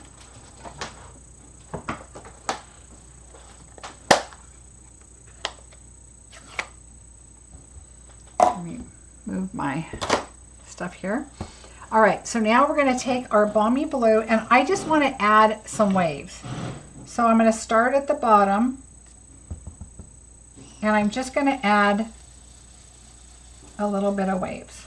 So see, nothing, just a little here and there. You don't need a whole lot. And this is going to move because this is a separate piece right here. And you can use that as a wave if you want, whatever you want to do. And I'm just adding a little bit on there. So just move it around. And I know it's a small piece, Just kind of hold on to it and kind of fill it in. If you don't have blending tools, you can always use a blending pen. You can use, whatever you want. Even a tissue with some ink, whatever to pounce in. A dauber works fine. And you're just adding just a little bit of waves on there just to give you some texture. And you want to make sure you get to the top because you're going to be tearing off some of the bottom part. Okay, so make sure you get your images to the top. And like I said, it doesn't have to be the whole thing. Whatever works for you. All right, so there's that. And we're going to use this again, so don't get rid of it. All right, so now you're going to take your blue and your white. They're hard to open sometimes. Oh,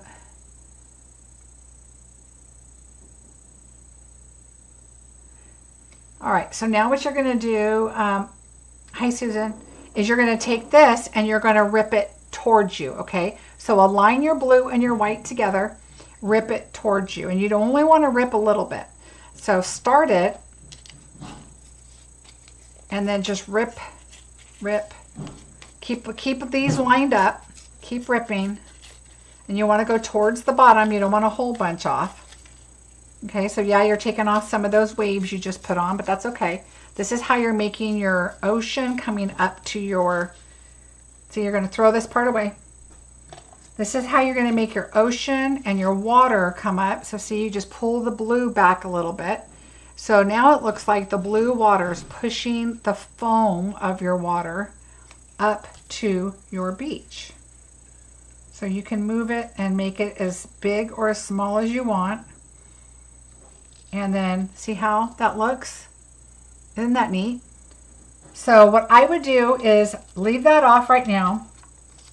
We're going to line up our sand. Now you can go in if you want and get some grunge or splashes or whatever and add little speckles of sand, because there is some of that in some stamp sets. You can find that if you want. But there's so much going on top of it. I didn't worry about it. You want to make sure that your water has plenty of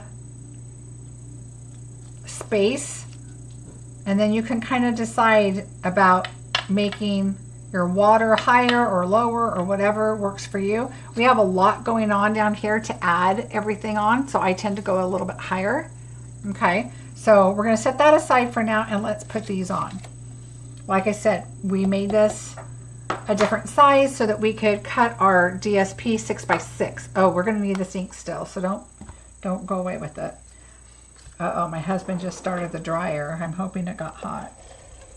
I think it's back together. Is it terrible that I hope that we have to buy new ones? Because I hate ours. But I really don't want to go spend more money. If it works. All right, so we're going to take this. I like that this has some white up here, and so I'm just going to put that up here in the corner. All right, so there's that. So now let's do the bottom one, because you want the water and the white foam to be on top of your sand, because it's coming up on your sand. Okay.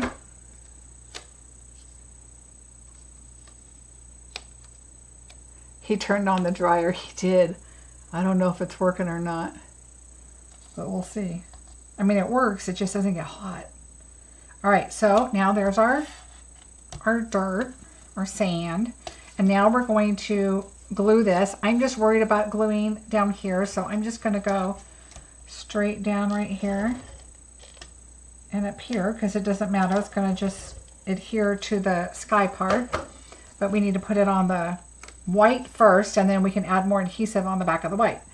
So I'm just going to go up about like that and pull it over. Your sides should be equal, okay, because it was an equal piece, see? And now we have our little waves up there. And if you want the waves to go like that, you can. It's whatever works for you. All right, so we're going to do it like this, but I want it up a bit. I want this to be water and some sky, but I need a lot of sand because we have a lot of stuff going on our sand. So we're going to add this again. Add our adhesive. Make sure you get some adhesive on the blue because it's going to be raised just a tiny bit and I want it down. There we go. All right, now we're going to go right about, and it should fit. All right, so I'm going to go right about there. It's nice and even on both sides, and yet we still have our beach area, okay? So let's set this aside now. And now we're going to go on to the inside. And on the inside, I did a little bit of water, and then I did a happy birthday. So let's get our happy birthday. And we're going to do that on our piece here. And I did that in Old Olive, just tying in some of the colors. All right, so we're just going to put that right in the middle. And you can do all kinds of stuff. You can add, you know, another image from your stamp set if you wanted to. This happy birthday does come from here. And I always need birthday cards, and I think this is a good card for a masculine also. So that's kind of why I decided to do the happy birthday. All right, so that was Old Olive. I learned that paper trick with the water so long ago that I was just amazed at that when I learned it. I mean, it's probably been 15 years.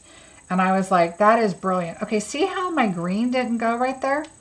So this is what I'm going to do. I'm going to grab my marker and I'm going to grab my Old Olive because this is a perfect example that it did not go correctly. And I'm going to grab my little paper here. Okay. And so I'm dabbing it on the green. And I'm just going to come in so lightly and fixed my stamping. Okay, so if there's a part that doesn't just stamp just right, this is perfect. And now I wipe it off and see how it's clear now. You can use it again for a different color. All right. Yay. See, happy accidents happen, so I can share that with you.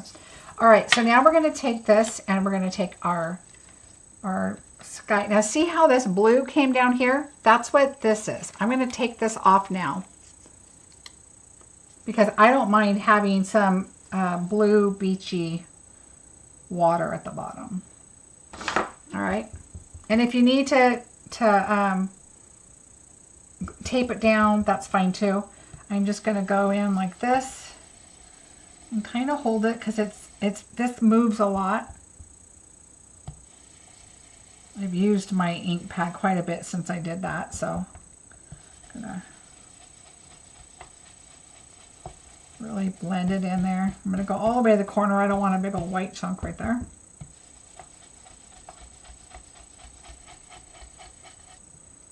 All right, so now just be careful. Don't move it if you can help it. Keep your template still.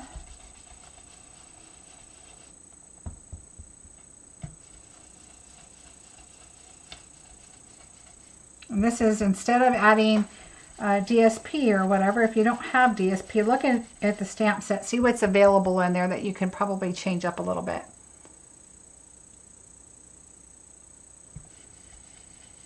Oh, I'm glad you guys are liking the tips. All right, and be careful. You don't want to go off the top because then you're going to have your blue. See, so there's a little bit of water.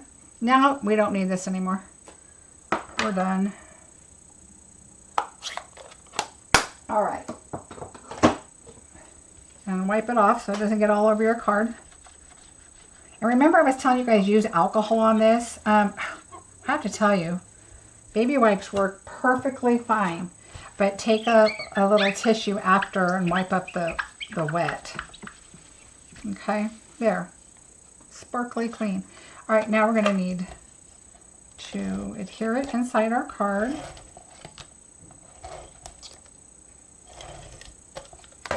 I don't hear the dryer going. So, thanks, Gwen. So what I did is I was like, okay, when I was creating this card, like I told you, I prefer using white and using blends to add color. I just think it adds a lot more texture. So what was nice is I took all these dies and just put them on white paper and ran them through. That way you have, you know, everything's done at one time, which is really nice. And then you just use your markers and, you know, make your colors that you want. All right, we're going to add this on the inside.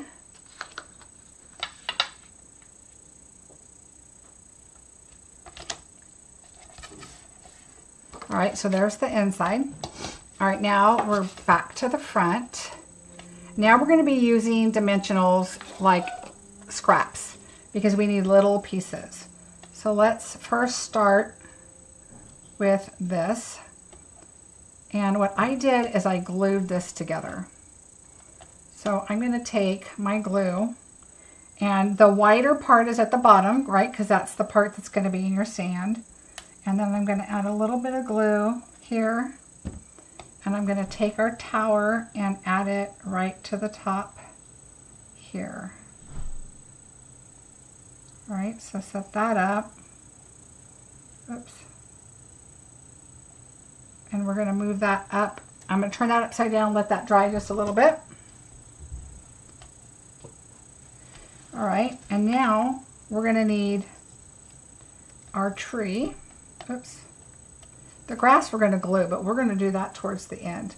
So let's find our tree. Some dimensionals. I like this one right in the middle, so it holds the trunk and the tree. And then I'm going to take little ones and just kind of put them out a little bit to kind of give the branches a little bit of stability.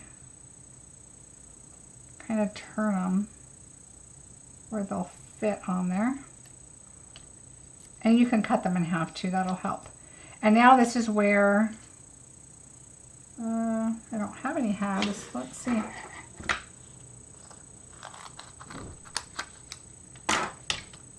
We're going to take this and put it at the bottom because it's thicker.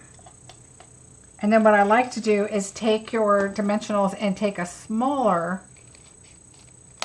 one side's bigger, one side's smaller, and I get the little tiny halves and just go up your trunk of your tree. And I'm going to put 2 up there. And then I'm also going to take one of the bigger halves and put it right here on this little branch at the bottom. That little leaf. Okay, so that's done. We can bring this back in. And I'm going to put 3 across. I just like to make sure it's secure. And then I'm going to do 3 on the top.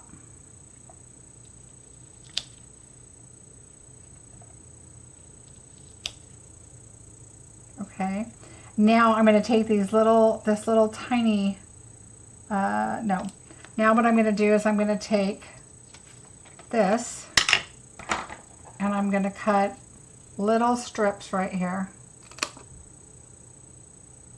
like little tiny strips. And this you have to be really careful because you'll lose them. Okay, so there's 4 little strips right here. Now, I know this is like, you probably wouldn't make 100 of these cards, but look how cute this is.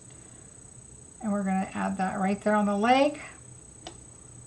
And another one.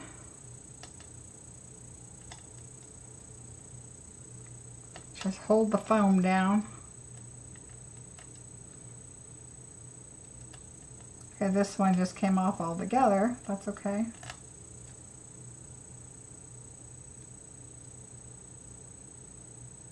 Ta-da! All right. We're going to put that right there. All right, so that's good. Unless you want to put a little one right there, which we definitely can. I just don't like things to cave in because they didn't have enough dimensionals on them. And so we'll just put one straight down the middle right there. Okay, so that's good and that's good. Our flag, we're doing flat down. Our sentiment, let's go ahead and add our dimensionals on it.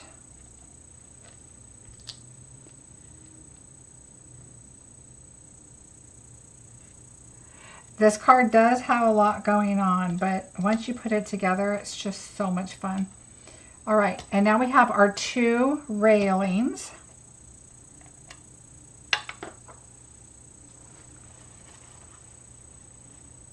All right, we have another one right here, one of our little thin ones. If you think about it, there is a lot of die cutting because you have, like, you know, your railings, but everything's white. All right, so now I'm going to do this side. All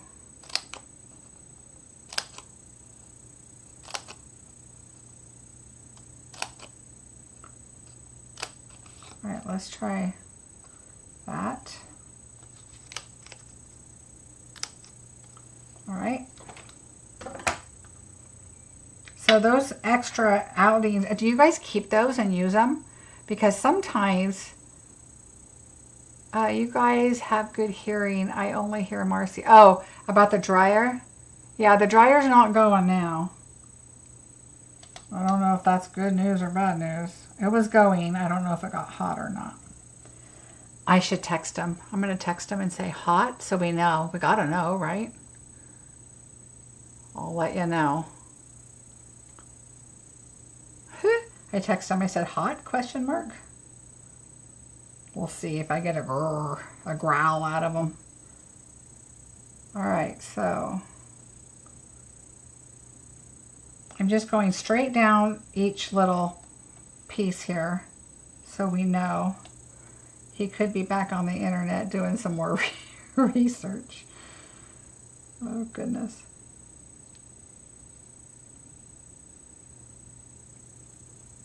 All right, and then our last one on this one. So yeah, there is a lot of little pieces to this, but the good thing is you don't have to die cut them. You just have to get your adhesive on them. All right, there's that one. I should have had some of these already. I forgot I did have a tree done already, but that's all right. I'll have to show you how it works. Another one.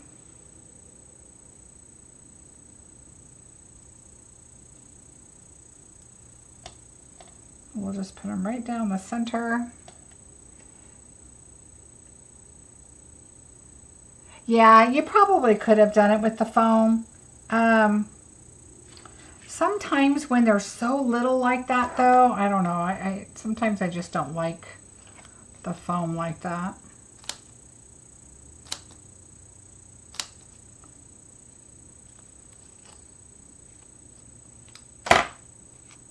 But yes, the foam adhesive is an amazing tool to have and to use. All right, there's another one, and then I have one more. Oops. There. One more.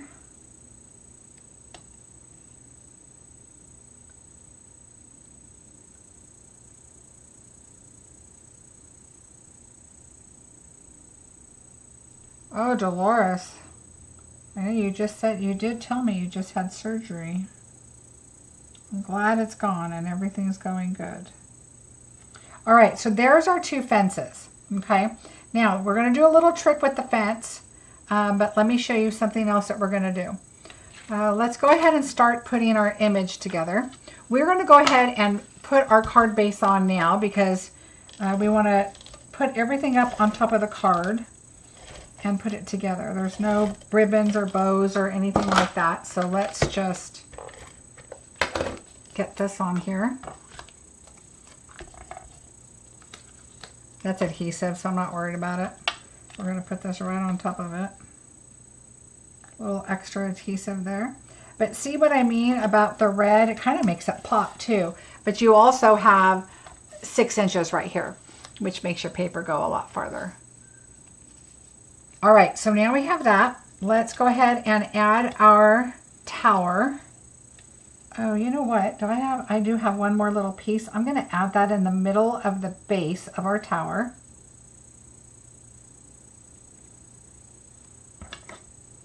I love making scene cards. You guys know I love scene cards. All right, we're going to put that right down one side. Yay. Let's take...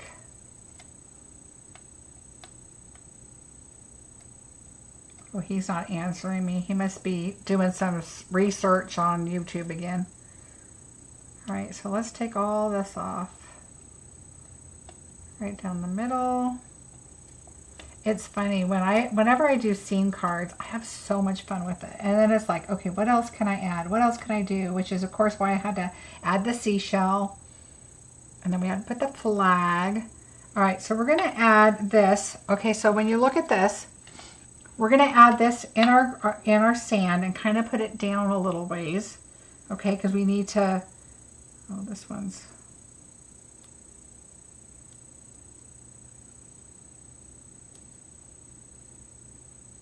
I don't like how you can see that one. All right, hold on. You can see this one a little bit on this end, so I'm going to like try to pull that up a little and take that part off. There. All right, so we're going to put that, I want a grass over here, so I'm going to move this up about right there. All right, so we're going to put that in. Well, let's go ahead and glue our flag down.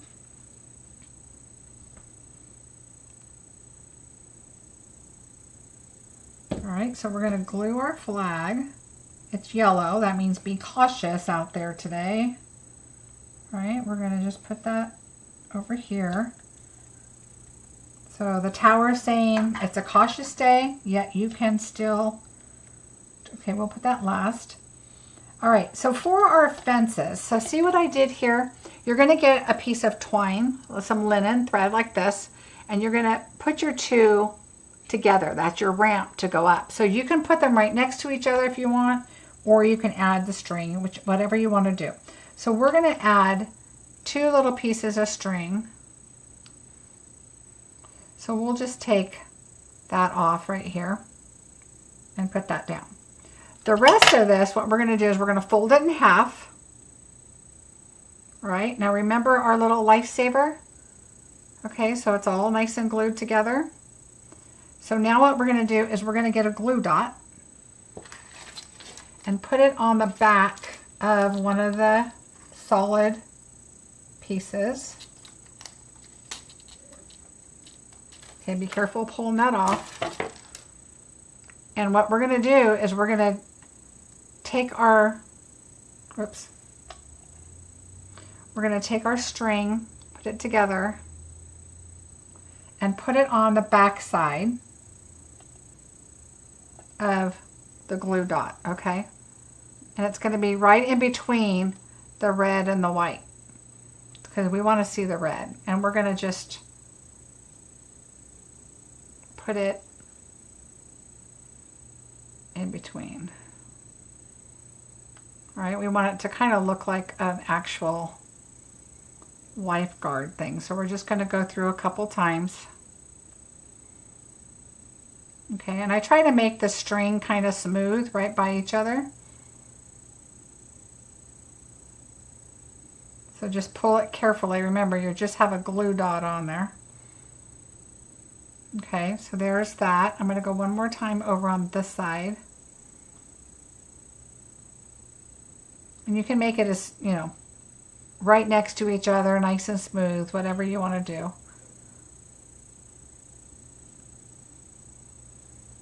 All right. So there it is right by each other. And what I did is I cut it off a little longer. Okay. And then what I did is I tucked it in underneath. So just kind of shove it under there carefully.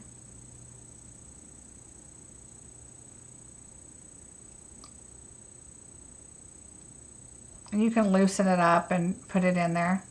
For whatever reason, I can't get this to work right now. But I just tucked it in, and then I added a little bit of glue. Okay. All right, so it's tucked under there. Now I'm going to cut this, and it's just barely tucked. All right. It's easier to do the little ends. All right, and then I added some glue in there just so it sticks. It's on the back side. You're not going to see it anyway, right? So now you have this cute little thing. I know, it's probably like, you guys are like, oh my gosh, but you don't have to do all these details. All right, so now I'm going to take my little dimensional halves and put one on each side. Okay, so that's the bigger of the halves that I did. All right, now we're going to take those off. And again, you can add more glue if you want, because it's going to go right against your little post right there. So I'm just going to add a little bit of glue across so that doesn't go anywhere. And we're going to add this right here. Oh, we're not. We're going to add it on our gosh darn it. Okay, we're going to take that off. We're going to add it on our fence. So let's take our first fence, our railing. I know this one's really detailed, but I want to just show you just all the little details you can do with this. All right, so we're going to do our little fence here, our little railing on the house here. So we're going to go right here and just line it along the thing. And now let's add our lifesaver right here.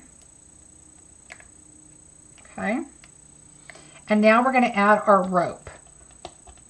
And again, I should have added the rope on there before I added it, but I got all excited because I forgot about the lifesaver.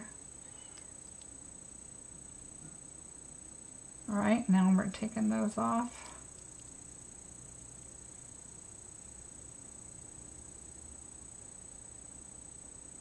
If I can get there we go.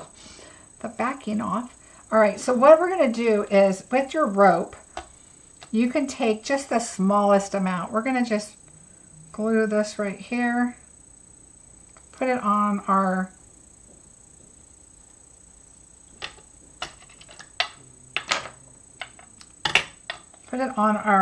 dimensional. And then I'll add glue to that.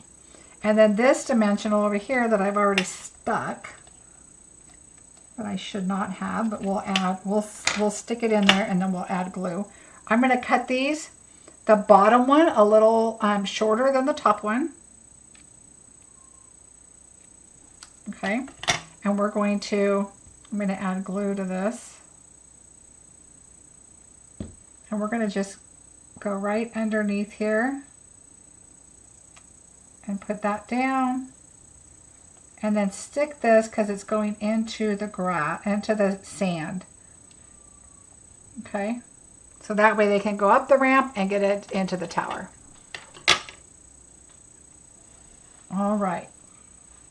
What I think I'm going to do, Gwen, that's a good idea about this card, is I am going to send this card to somebody that comes back to this post after it's over, because and comment below. And I'll do a drawing and then send it to somebody. All right, so there's that. Now let's put our tree in. Now that's the hard part, was trying to get your rope to look there. And see, you can see your rope, but barely, because I did it a little close, but that's okay. You can see the top one, so you can tell that your railings are attached to each other. And you really could just put them right next to each other. But going up the ramp is kind of what adds the detail.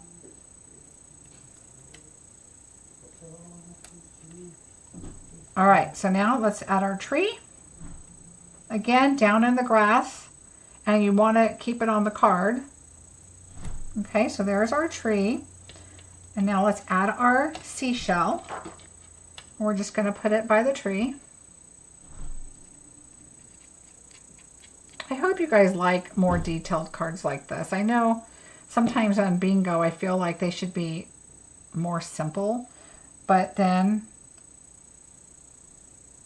I try to do cards that I would do, and I kind of get a little nuts sometimes. You guys know that. So the new people are like, oh my gosh, what is she doing? All right, so I'm going to hold that there a second because it's just kind of gone over the bottom of the tree.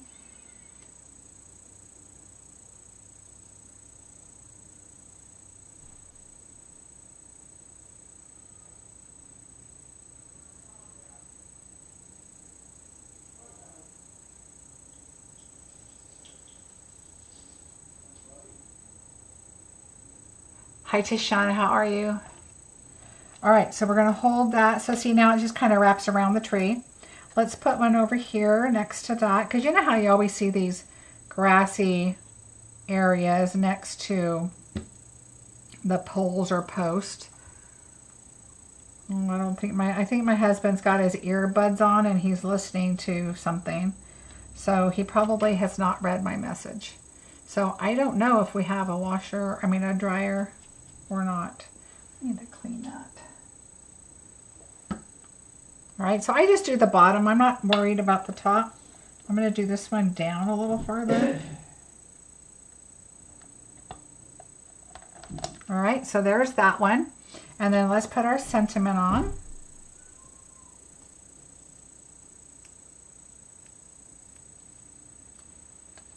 So we want to enjoy today.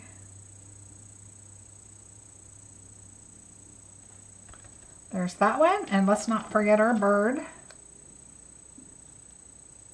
There's even a stamp set with a bunch of little birds flying, which would be really cute. Oh, hubby says it's hot. Yay! We have a dryer. Okay, so there we go.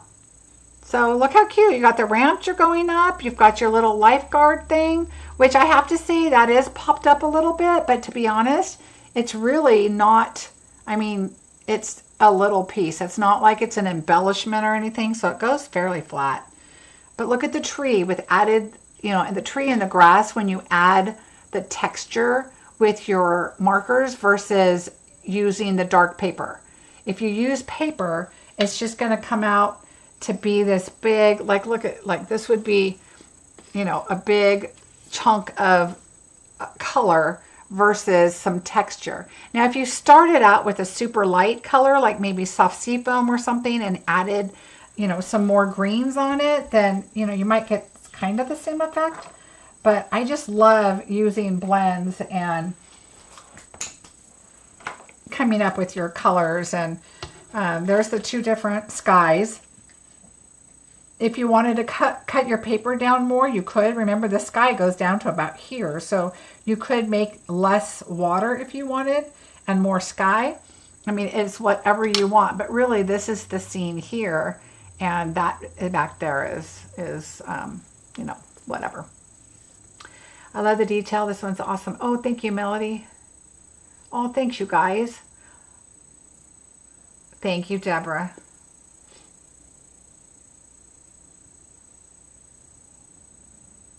Oh, thanks, you guys. I'm so glad you like it. So anyway, so that's one. So see, you can tell I did the twine really nice and smooth. And then here, it's not quite as smooth. It's a little bumpier, but hey, you know what? Not every employee will put that lifeguard, that life saver back. So then the trees came out fairly even. So, and then I think I'm going to look at something really quick. The Beach Day dies.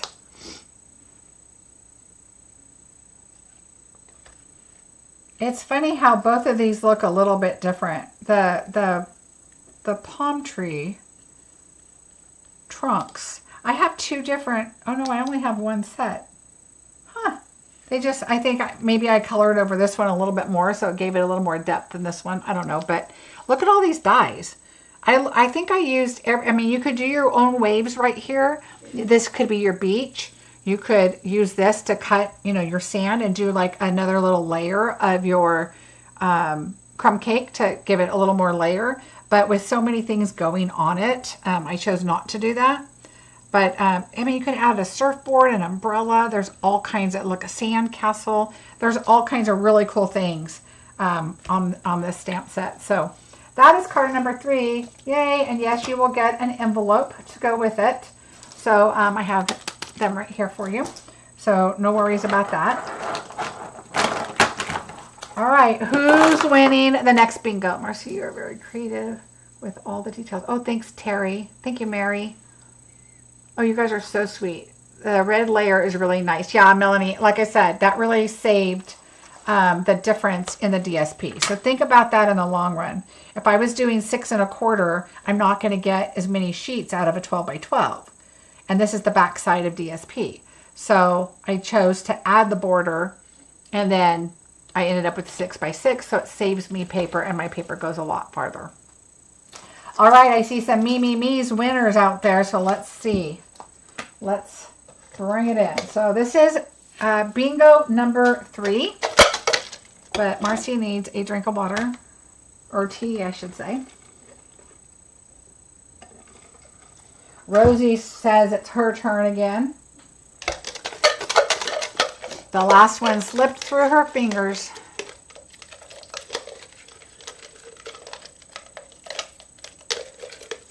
All right, number 29. Number 29. Let's get all my glue off of here. I love this mat. Karen, if you're still on here, I have the other glass mat, but this white one I absolutely love. It's so nice to work on. It's really nice on the eyes to, I know on camera it's probably not the best, but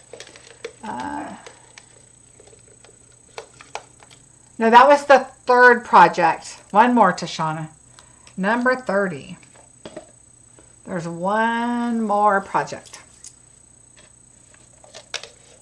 Oh, Margaret, thank you. I do too.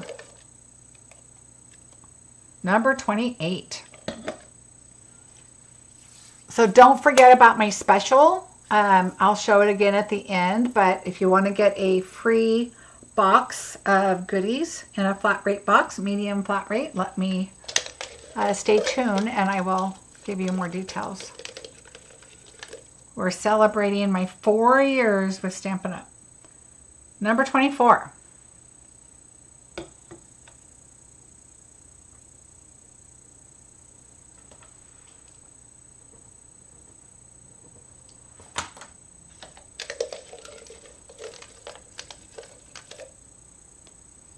$18.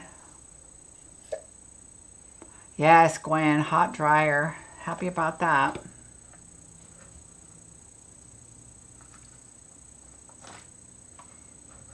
Very happy about a hot dryer. I just came home from vacation. Oh, I'm noticing my numbers are a little high. Sorry, you guys. Just came home from vacation and was doing laundry, and all the dark clothes were in the wash for my husband to go to work and on Monday, and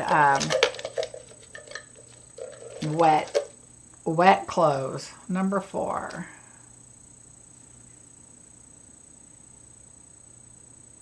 All right, we've got lots of B's. Stephanie with BI, Eva BI, Gloria,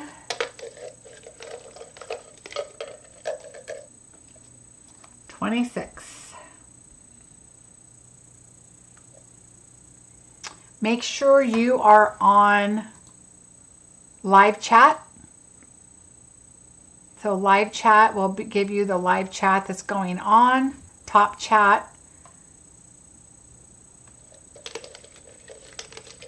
is the people that comment the most. Number 7.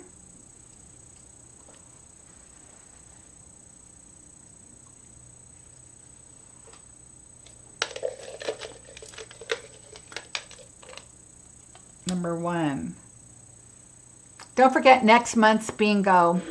I have a limited amount. I'm making a certain amount and that's it because I'm leaving out of town next Tuesday. When I come back the following week is bingo that week. So I kind of, am prepping the kits now.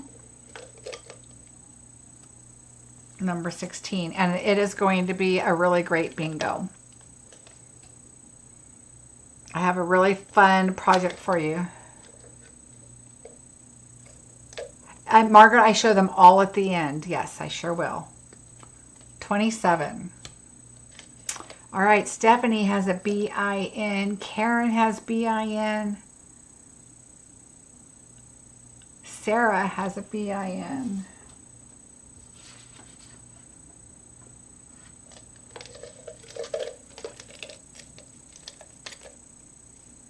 $25. Next month's project, there's going to be a 3D item. It's going to be a 2-part item. It's one of my popular ones that I get asked about a lot. So I'm kind of excited using some new product. Number 14.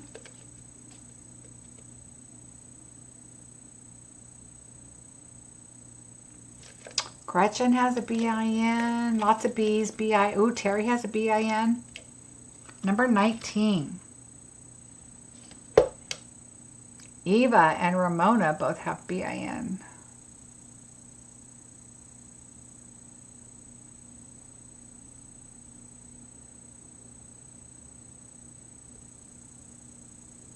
Sandy, you never know.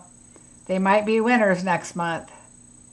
Ramona has a BING and now Rose has BIN. 11. Olivia with a BIN, Sandy, Rose, Ramona, Eva. Ramona now has BING. 15.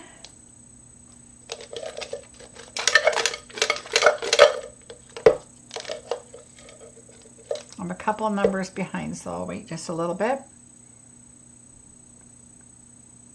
Note to self, do not eat garlic at lunchtime on bingo day. I brush my teeth and everything. And Stephanie was here and she was like, whew, because she didn't eat garlic this time. I had Greek food. It was wonderful, but whew, that garlic is... Glad nobody's in here. Number 12.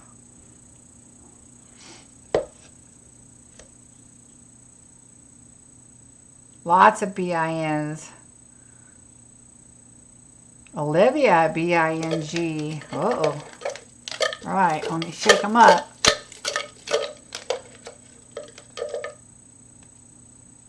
$17. Ooh, Eva has a BING now. Eva's first time playing bingo. Karen, BING. Ooh, lots of BINGs. Okay, let me grab a good one. 3.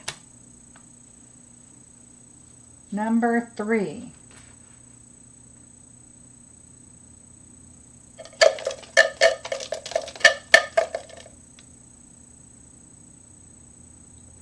Oh, Terry has bingo. Let's see. Terry. 28, 29, 17, 12, and 25. Terry has won bingo. Congratulations. Making sure I don't see anybody else. Yay, Terry. Congratulations. Number 3 bingo. Boy, there's been no consolation prizes, which is so funny because so many people were on. Congratulations. Yay.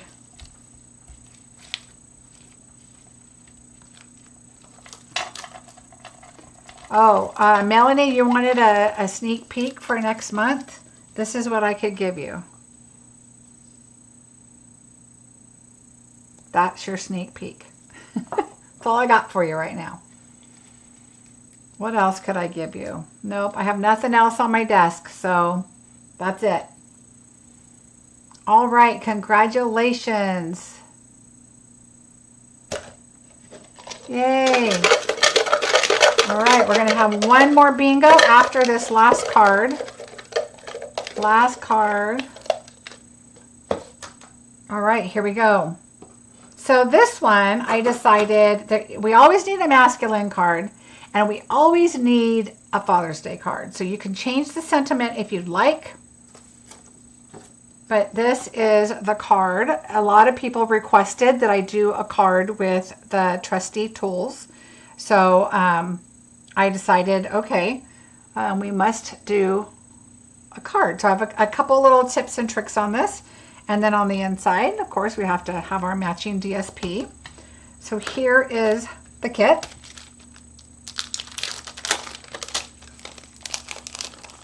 And this one, I was like, oh, okay, what am I going to do? What am I going to do? But I'm happy with what I came up with. So let's move everything off the top to the side. Let's do our inside. So of course, we're going to grab our white and our DSP.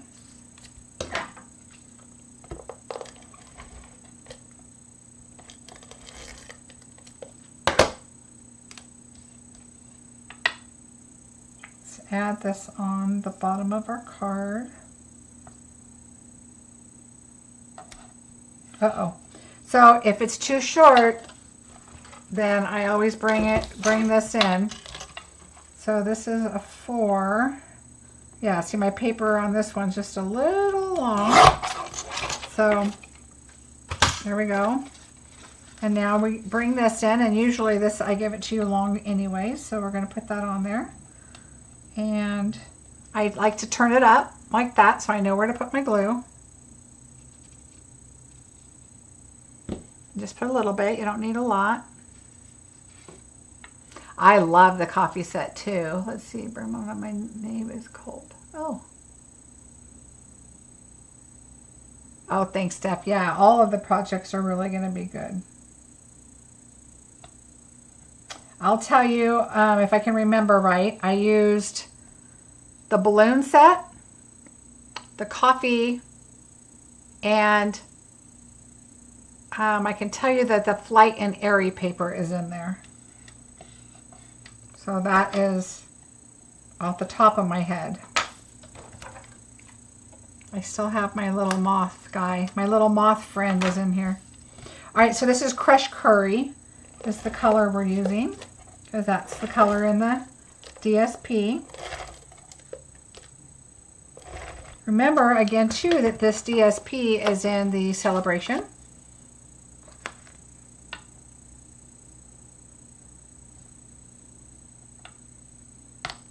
Okay, there we go.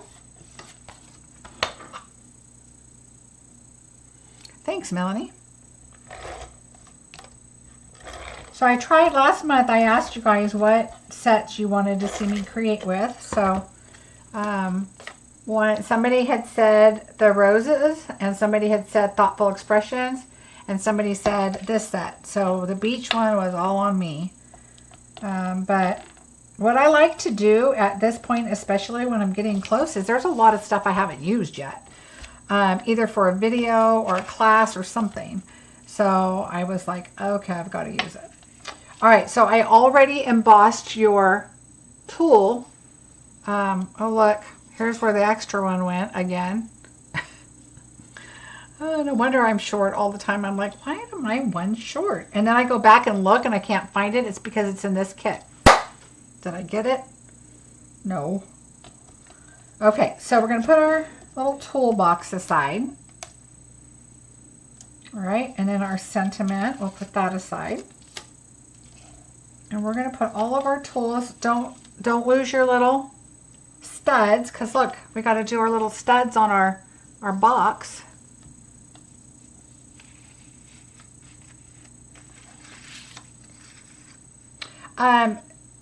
Dolores, that reminds me, if you guys are interested in the lavender class, but if you purchase the suite from me, the class is free. Yes, I know that the painted lavender dyes are not available. If you still purchase everything from the suite, the difference on purchasing the stamp set without the die is that it is like $4. So the 10% for the suite or the bundle would be the $4 from that bundle. You're still going to get your 10% on the other bundle. And so if you purchase everything else from me, and then you can just always come back and purchase the dies when they're available. And then you'll still get the class for free. So just so you know. All right, so clean out your pegboard. You got to clean that out. All right, so the first thing I'm going to do is I'm going to adhere my ruler to the side right here.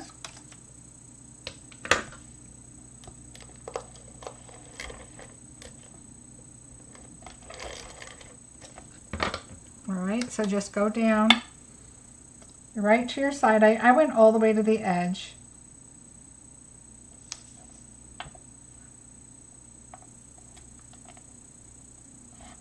All right, so there's my ruler.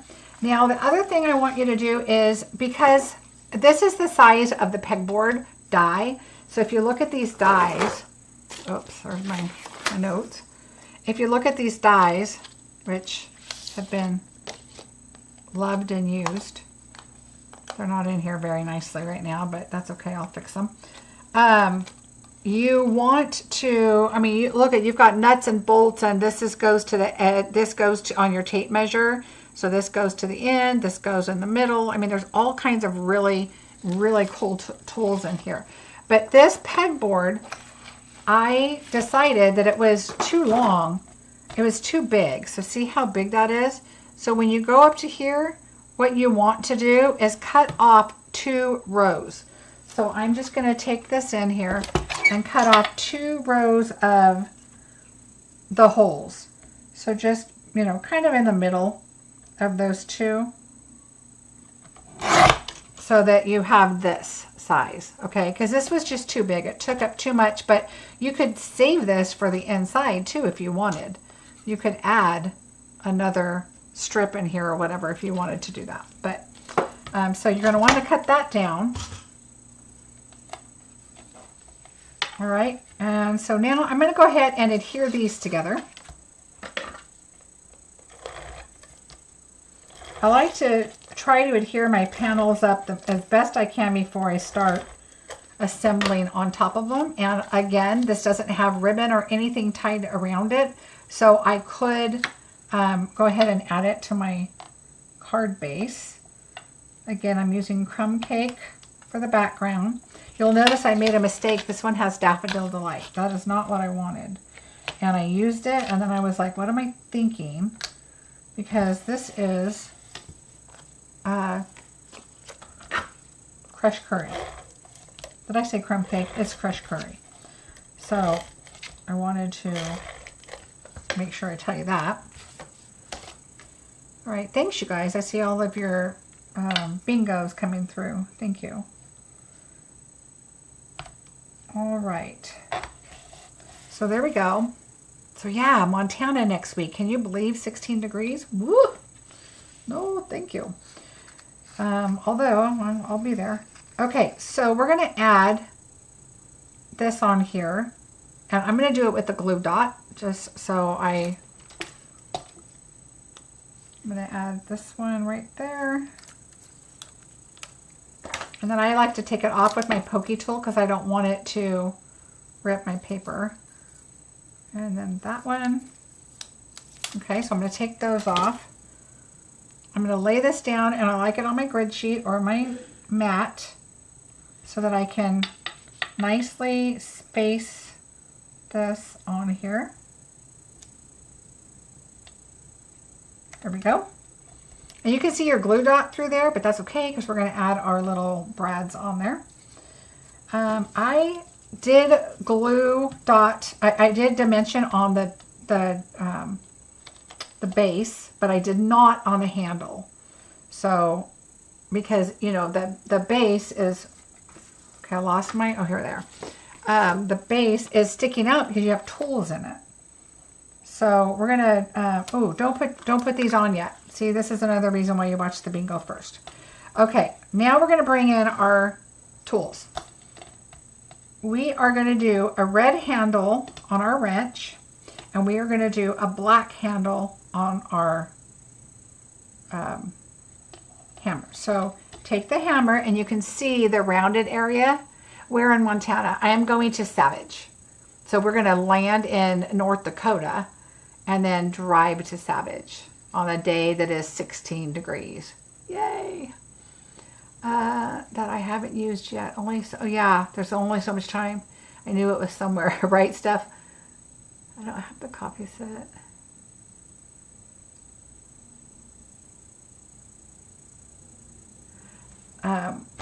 Okay, so take this right where that space is, and I'm just going to get my scissors right on that groove, and I'm just going to round it to the other side groove there. Okay, and so we're going to take this and put that on here. Now what I could have done is I could have left this and glued this on top. The problem with that is I don't like that to be on the top. I want it to be like this. So I glued it. Now, had we cut this out in the full length and a black, then, you know, I could have made it work to where I could have had this and then added the black on top. But it worked out fine, because I don't want to waste my silver to cut a whole bunch that I'm not going to use or cover. And this worked out fine. So I'm going to set this down right here and add my, and I could have used a glue dot, but that's okay. We're going to do glue. I got to straighten it out, make it a straight hammer. Same thing here, but I'm going to do it differently. See how I cut here to go inward like that? So that's what I'm going to do on here, is right below. You can see like a little dent right there. I'm going to go right here, and I'm going to just circle around and kind of go back up to the top. Okay, and now this I am going to glue on top.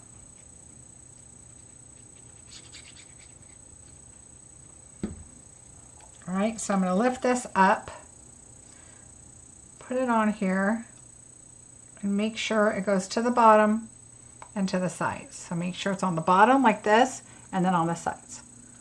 And then we're going to just set that to dry also. All right, so we don't need this and we don't need this. Ta-da! All right, so now what we're going to do is we're going to take these two guys, and these are just handles. So for bingo, I decided, do we really need the silver parts at the tip? Because who's going to put their pliers or shears or whatever these are poking up? No, you're going to put the handles inward. Well, I would. So what I'm going to do, yes, Fahrenheit. Oof. I bought some like pants. They look like ski pants, but they're not. They're like yoga pants kind of, but there's thermal on the inside. There's like flannel on the inside. That is what I will be wearing. All right, so your handles go outward, right? Because this is how your hands go on right here. So I'm going to just glue dot these. So I'm going to take one. I'm going to put a glue dot on the tip right here. And I'm going to take this one and I'm going to put it right like that and glue dot them. Okay, so there's your pliers that we're going to be putting inside. Okay, we're going to stick them out like that. So I'm going to turn that over, and we're going to put a dimensional right there, but I'm still going to glue. I still need glue on there. Okay, so there's glue. Okay, that's the back. I don't care. All right, now we're going to do our wrench. Oops, I'm going to move this up just a little. There we go, kind of sticking out. And then we're going to do our wrench like this. We got to be able to grab it by the handle, right? So we're going to do it like that. And what I'm going to do is I'm going to do a dimensional on front of it because I want it to give it that dimension like it's stuck in there with a bunch of stuff. So we're going to do that right here. And probably one really close to it because I don't want to do it up close on the handle. But then I'm going to do one on the back side. Okay, so now it's going to just kind of look like it's in there with the stuff, but sticking out on top. So we're going to put this right here. Whoops. Hello, don't stick. Not yet. Right here. I'm going to lean it over. I'm going to put the little pliers on top. Okay. So now you've got dimension there, but you've got it lifting. You can tell that there's, you know, space right there. All right. Now our hammer. So our hammer, same thing. I did a dimensional here, but then I'm going to do them on the back. So I only did one there, and I'm going to put one here because it's going to be down far enough, and then one here. So it just kind of gives it a different dimension, like there's other stuff shoved in there. And so we're going to put this one here. Okay, I can see a little bit right here. So we're going to angle your scissors like this, and then that way it'll take the top off, which you can see, but still, if you did it straight, you might still see it. All right, so there we go. Now, and you could add a bunch more stuff in there if you wanted, like a pencil and whatever. All right, so I'm going to put that right there. So they kind of overlap just a little bit, but it's still one layer right there. And now we need to put the rest of our dimensionals. So I'm just going to put one here, and one over here, and one up here, and the rest is fine. All right, so let's take our card, because everything is on there already. And now let's take this. We're going to add some glue right here just to keep those held down, and I'm going to put glue right here. Okay, I'm going to do one more dimensional because it's on the corner. Okay, there we go. And now I'm going to put this towards the bottom, but to the right, because you've got your hammer kind of sticking out there, right? And you've got a pretty big sentiment at the top. So I just went to the right a little. Yay! Now we're going to add this. This is going to be with glue. So what I'm going to do is I'm going to go straight down the middle, kind of in our little triangle shape a little to get some space on there, because we're going to be layering that stuff up on top, but it's all kind of in the middle. And I'm just going to center it right about there. Let's take our Father's Day.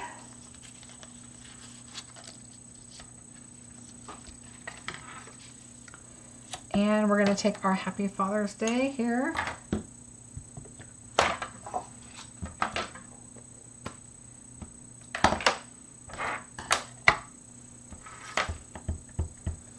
And with a bold, let me move this over. With a bold stamp, I like to really kind of push my ink in, like not like squish it in, but just really kind of make sure you're getting a good amount of ink on there. Okay, and then I'm going to try and make it straight.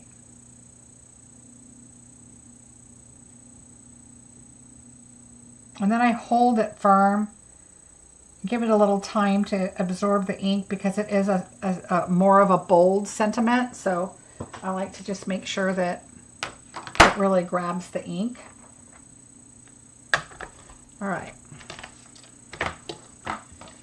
Yay. And so we're going to glue this on. I'm just going to use liquid glue because it's so little, and I'm not going to deal with that seal trying to get it in the little corners. And you're going to look at the tips, of course. That's how you're going to center it. And then I like to hold it. I just kind of wiggle it to get right where I want it. And that's good.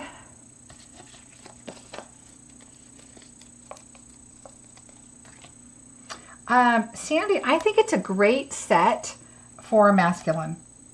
even if you don't have somebody that is a handyman kind of guy, you're going to need it at some point. That's how I feel. And that's kind of one of those sets that you just know you're going to probably use for something. These are from the Nested Essentials, which I love. It gives me more of that masculine sentiment look, which I like. All right, now we're going to go pretty much side to side here. So I'm just going to drop it. Okay, it's a little over on each side, which I am okay with because that's just the width of the pegboard. And then what I lost, remember I told you look underneath, there they are. They were just there and now they're not. These are from the Festive Gems. I love those. I used them on this one. So it has the green and this one has the silver. I think I told you guys I have a ton of those because I used the red and the gold for Christmas. So I had to use these up on something. And I thought this was so cute to use for your little toolbox here.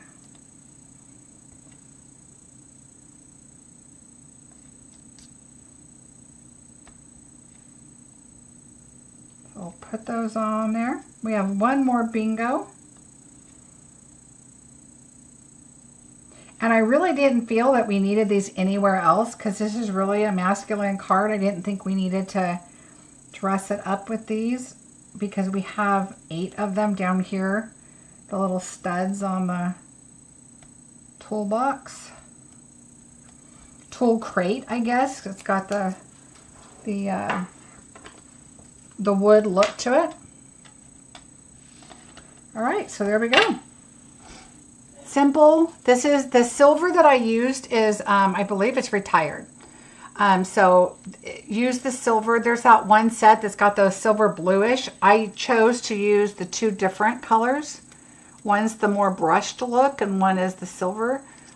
So I know we all keep the silver, the gold, the glimmer, you know, all that kind of paper. So pull out stuff if you do not have it.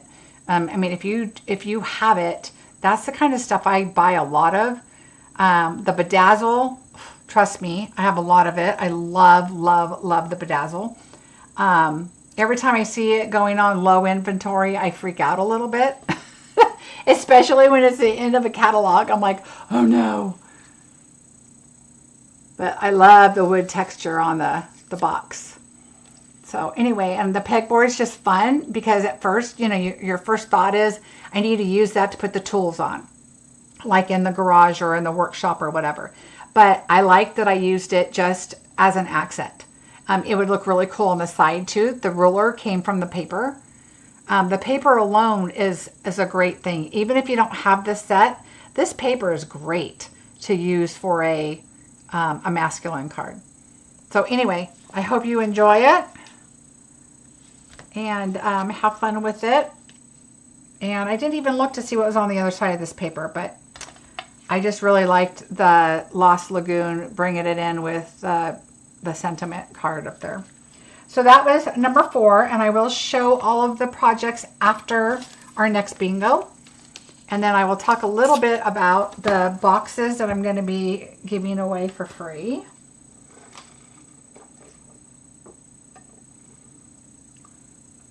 Oh yeah, Marilyn, for sure. There's handy women. Stampin' Up can't verify my credit card right now for some reason. Oh. Well, I would wait a little bit, Sandy. It might work in a little bit. Maybe they're updating their system because it is late for them. There might be a update or something. All right, Sandy needs to win, she says. I'm a little bit recovering from falling in the pool today, banged my knee. Oh, Melanie, that sounds really cold and awful. He used to clean his tools when he was done with the job. Gwen, your husband and my husband are the same guy. My husband has everything in its place. If you go out to his toolbox and I need a certain screwdriver, I know exactly where to look. But I better put it back in the same spot. So sometimes I just go, honey, can you go get me whatever I need. All right. Fourth and last bingo, everybody. Good luck. First number is number 8. I hope you guys like the projects tonight. I enjoyed making them. I was going to say, I hope you know who to give those cards to, but since 2 of them could be sympathy, I'm not going to say that. Hopefully you'll just have those on hand in case you need it. But you can always change up the sentiment. Those cards are just really nice to be for any sentiment. You can definitely change them up.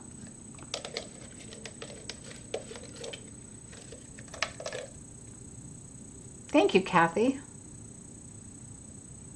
Thank you, Kathy. I'm going to stay warm as I can. I've got a very warm jacket, and I plan on staying inside and just cuddling with the baby. And number 6. Oh, am I zoomed in? Oh, wait, maybe I'm just clicking on something.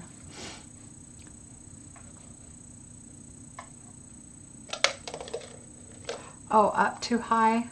Yeah, but see, that's the problem, is if I'm closer, too high up. Number 13. I tend to go closer when I'm coloring or, you know, something like that, but yeah, Melanie, I hope you feel better soon. Hurting your knee. My knee still hurts from snowboarding. I came in late, so I'll just have to watch the replay. I love the tool card. I have a set, and I can't wait. Oh, good, Joni. Yeah, it's a lot of fun. Oh, thank you, Stacy. I appreciate it. Number 21. For everybody that's new, thank you for coming in and playing. And for those who are watching, I appreciate you stopping in and watching. There's been a lot of new people commenting tonight, which is really nice. So thank you so much. Number 28. I was asked by several people this week about the incentive trip. I have not made it yet, but I plan on it. But thank you very much. What took your family to Savage, Montana? Well, Terry, our youngest met a boy, and he is a beekeeper, and he works in Montana. He owns a company, number 14, and he does bees and honey in Montana. But then, like January through April-ish, he brings the bees an hour north of us, which is where our whole family is, his family, all his relatives are, that's where my husband's from, in Merced. And they pollinate almonds there with the bees. And so she met him through a cousin. Her cousin introduced him. Him and her cousin's husband are friends, and she fell in love and moved to Montana. So that is why she's in Montana. 27 and 30.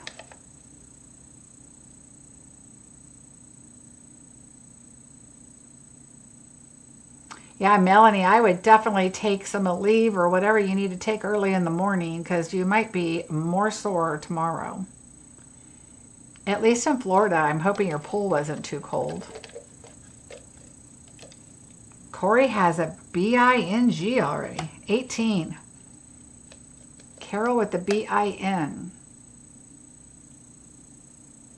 Yeah, of all the places, why couldn't she have gone to like Hawaii or Florida or somewhere tropical? That would have been much better. My husband loves it because her husband's a hunter.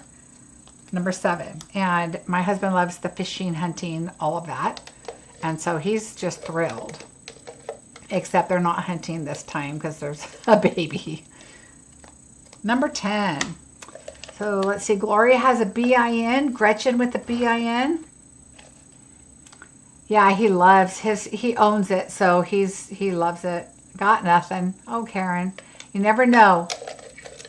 You never know. Sometimes you have a lot and you just sit there and it never comes up either. Number 29, like at the bingo hall. I'm like, all I'm waiting for, I'm on. And oh, Corey has a bingo already. Let's see, Corey.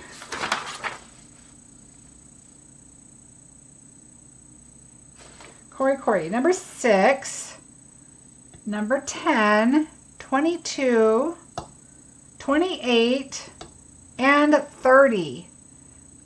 Yay, Corey, congratulations.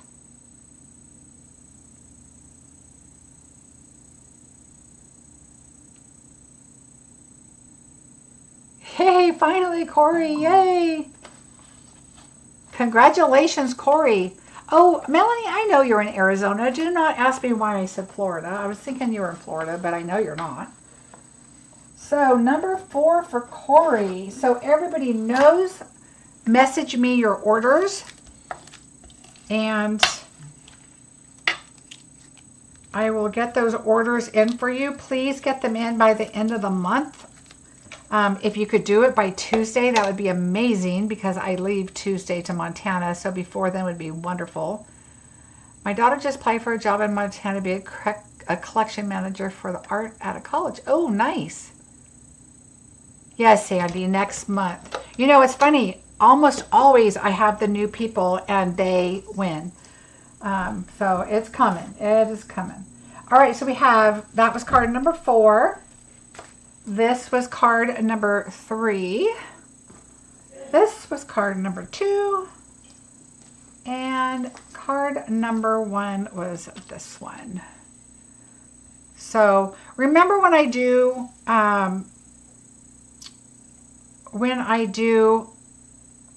bingo, I try to do stuff that when you don't have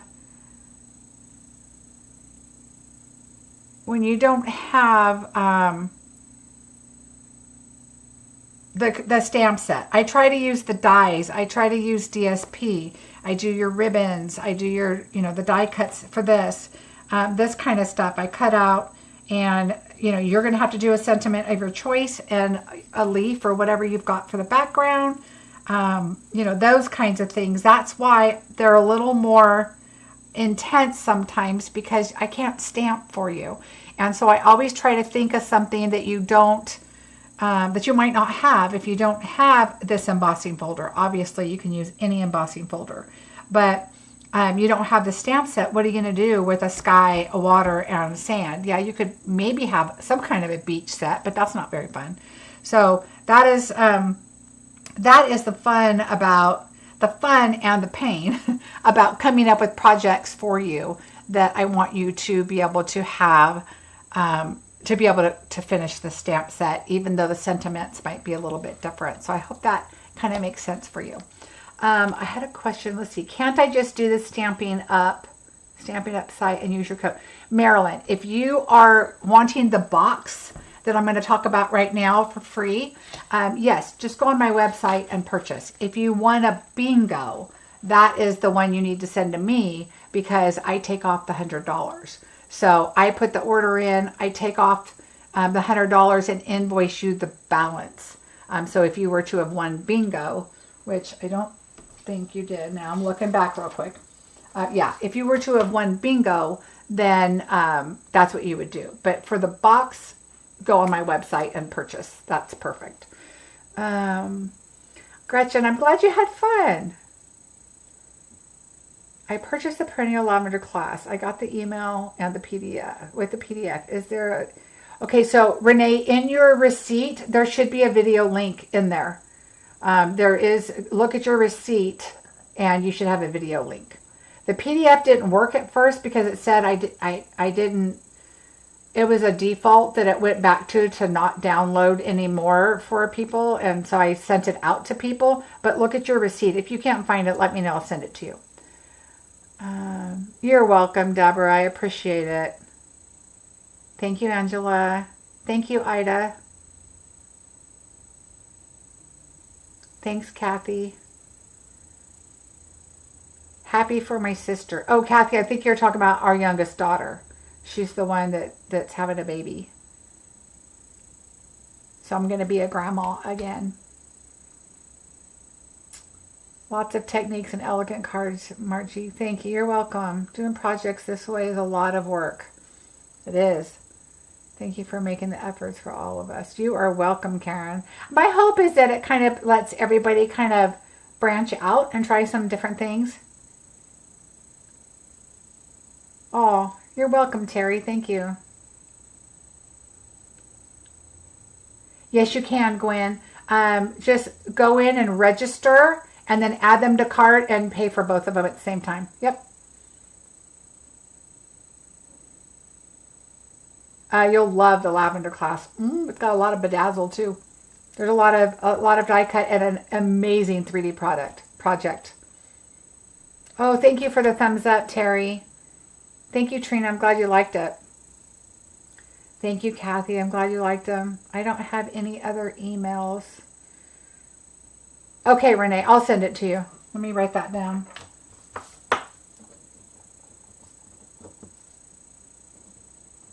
Lavender link, video link. Okay, I will send that to you.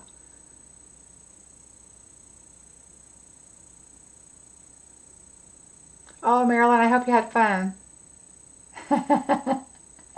You're welcome. Oh, Kathy's your sister. Oh, gotcha.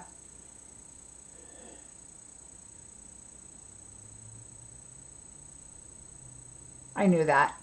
I wasn't putting two and two together there. Yes, Stephanie, thank you. March bingo, order before it's sold out. I already have 63 messages from tonight after bingo. So, and a lot of them are for bingo. Oh, good, Margaret. Thanks, Rosie. The last, oh yeah, you must have missed it, Dolores. Make sure that you are on live chat and that your bar is all the way over, because sometimes on YouTube, if you click off and then come back, your YouTube has lapsed in time. So you always have to grab that bar and pull it all the way to the right so that you're up to in current in time. When can I sign up for the next bingo? Kathy, you can sign up tonight. There's a link below that says March bingo. So register, fill out the form, hit register, and below that it says pay with PayPal. If somehow you register and they get bumped out, then you just go back and click on add to cart and just pay for it because you've already registered, and then you'll get a link. And in your email, everybody, if you don't have your numbers, go back to your confirmation and you should have a link in your email that you click on, and that will give you your numbers. It'll give you your form that you filled out. So everything that you filled out. So for how long must we survive without you, Marcie? I leave Tuesday, so I'll be here Sunday. I leave Tuesday and I'll be back the following Saturday. Sunday may just be let's craft something because I won't have anything planned. So, yeah. So just next Wednesday I won't be here. But then when I come back on Saturday, I'll craft Sunday with whatever. And then the following Wednesday's bingo already. So it's going to be kind of a crazy bingo. I have the lavender sweet. Gwen, yeah, it's a great sweet. I love it. When will you do a live? I do my lives, Margaret, on Wednesdays at 5:30 normally. Bingo is at 5 because it's a little longer. And then on Sundays at 5:30. So those are the times that I normally go on. If you subscribe and click the little bell for the notifications, it'll notify you. And I always schedule. So when you go look at YouTube day of, usually 2 or 3 o'clock my time, and I'm in California, I post it to remind people that, you know, I'm going to be on that night. So that should help remind you. You can sign up now, Kathy. Yeah.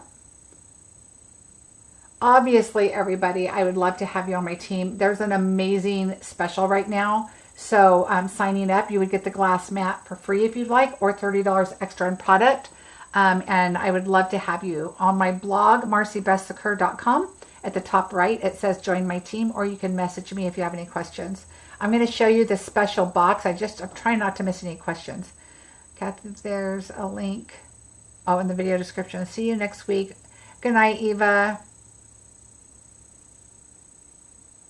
Yeah, so remember, thank you, Eva, there will not be a bingo in April, but in May will be new product.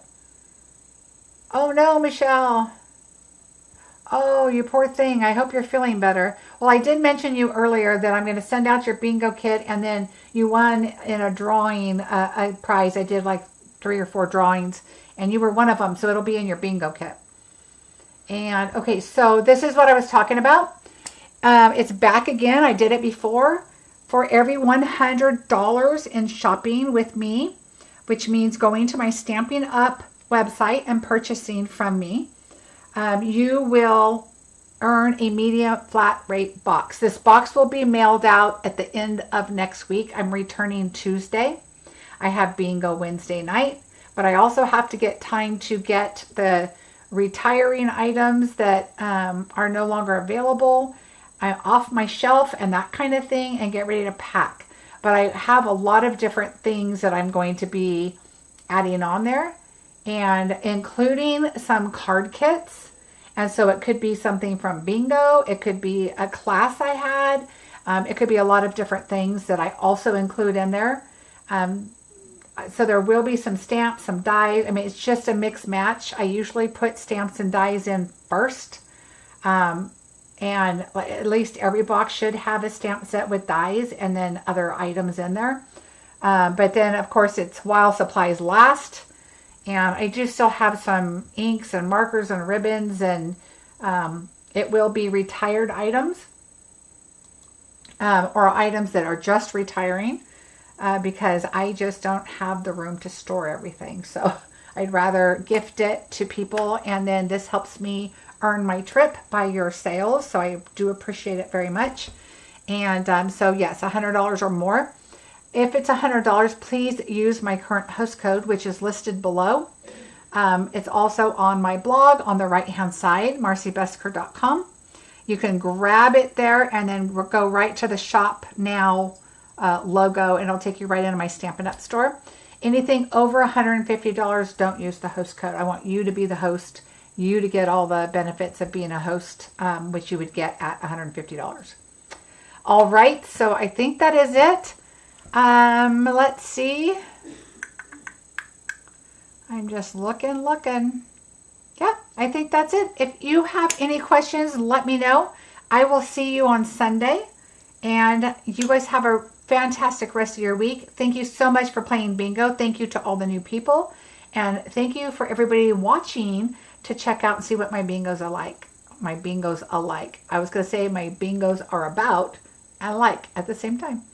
Anyway, I'm tired. Good night, everybody. I'll see you Sunday.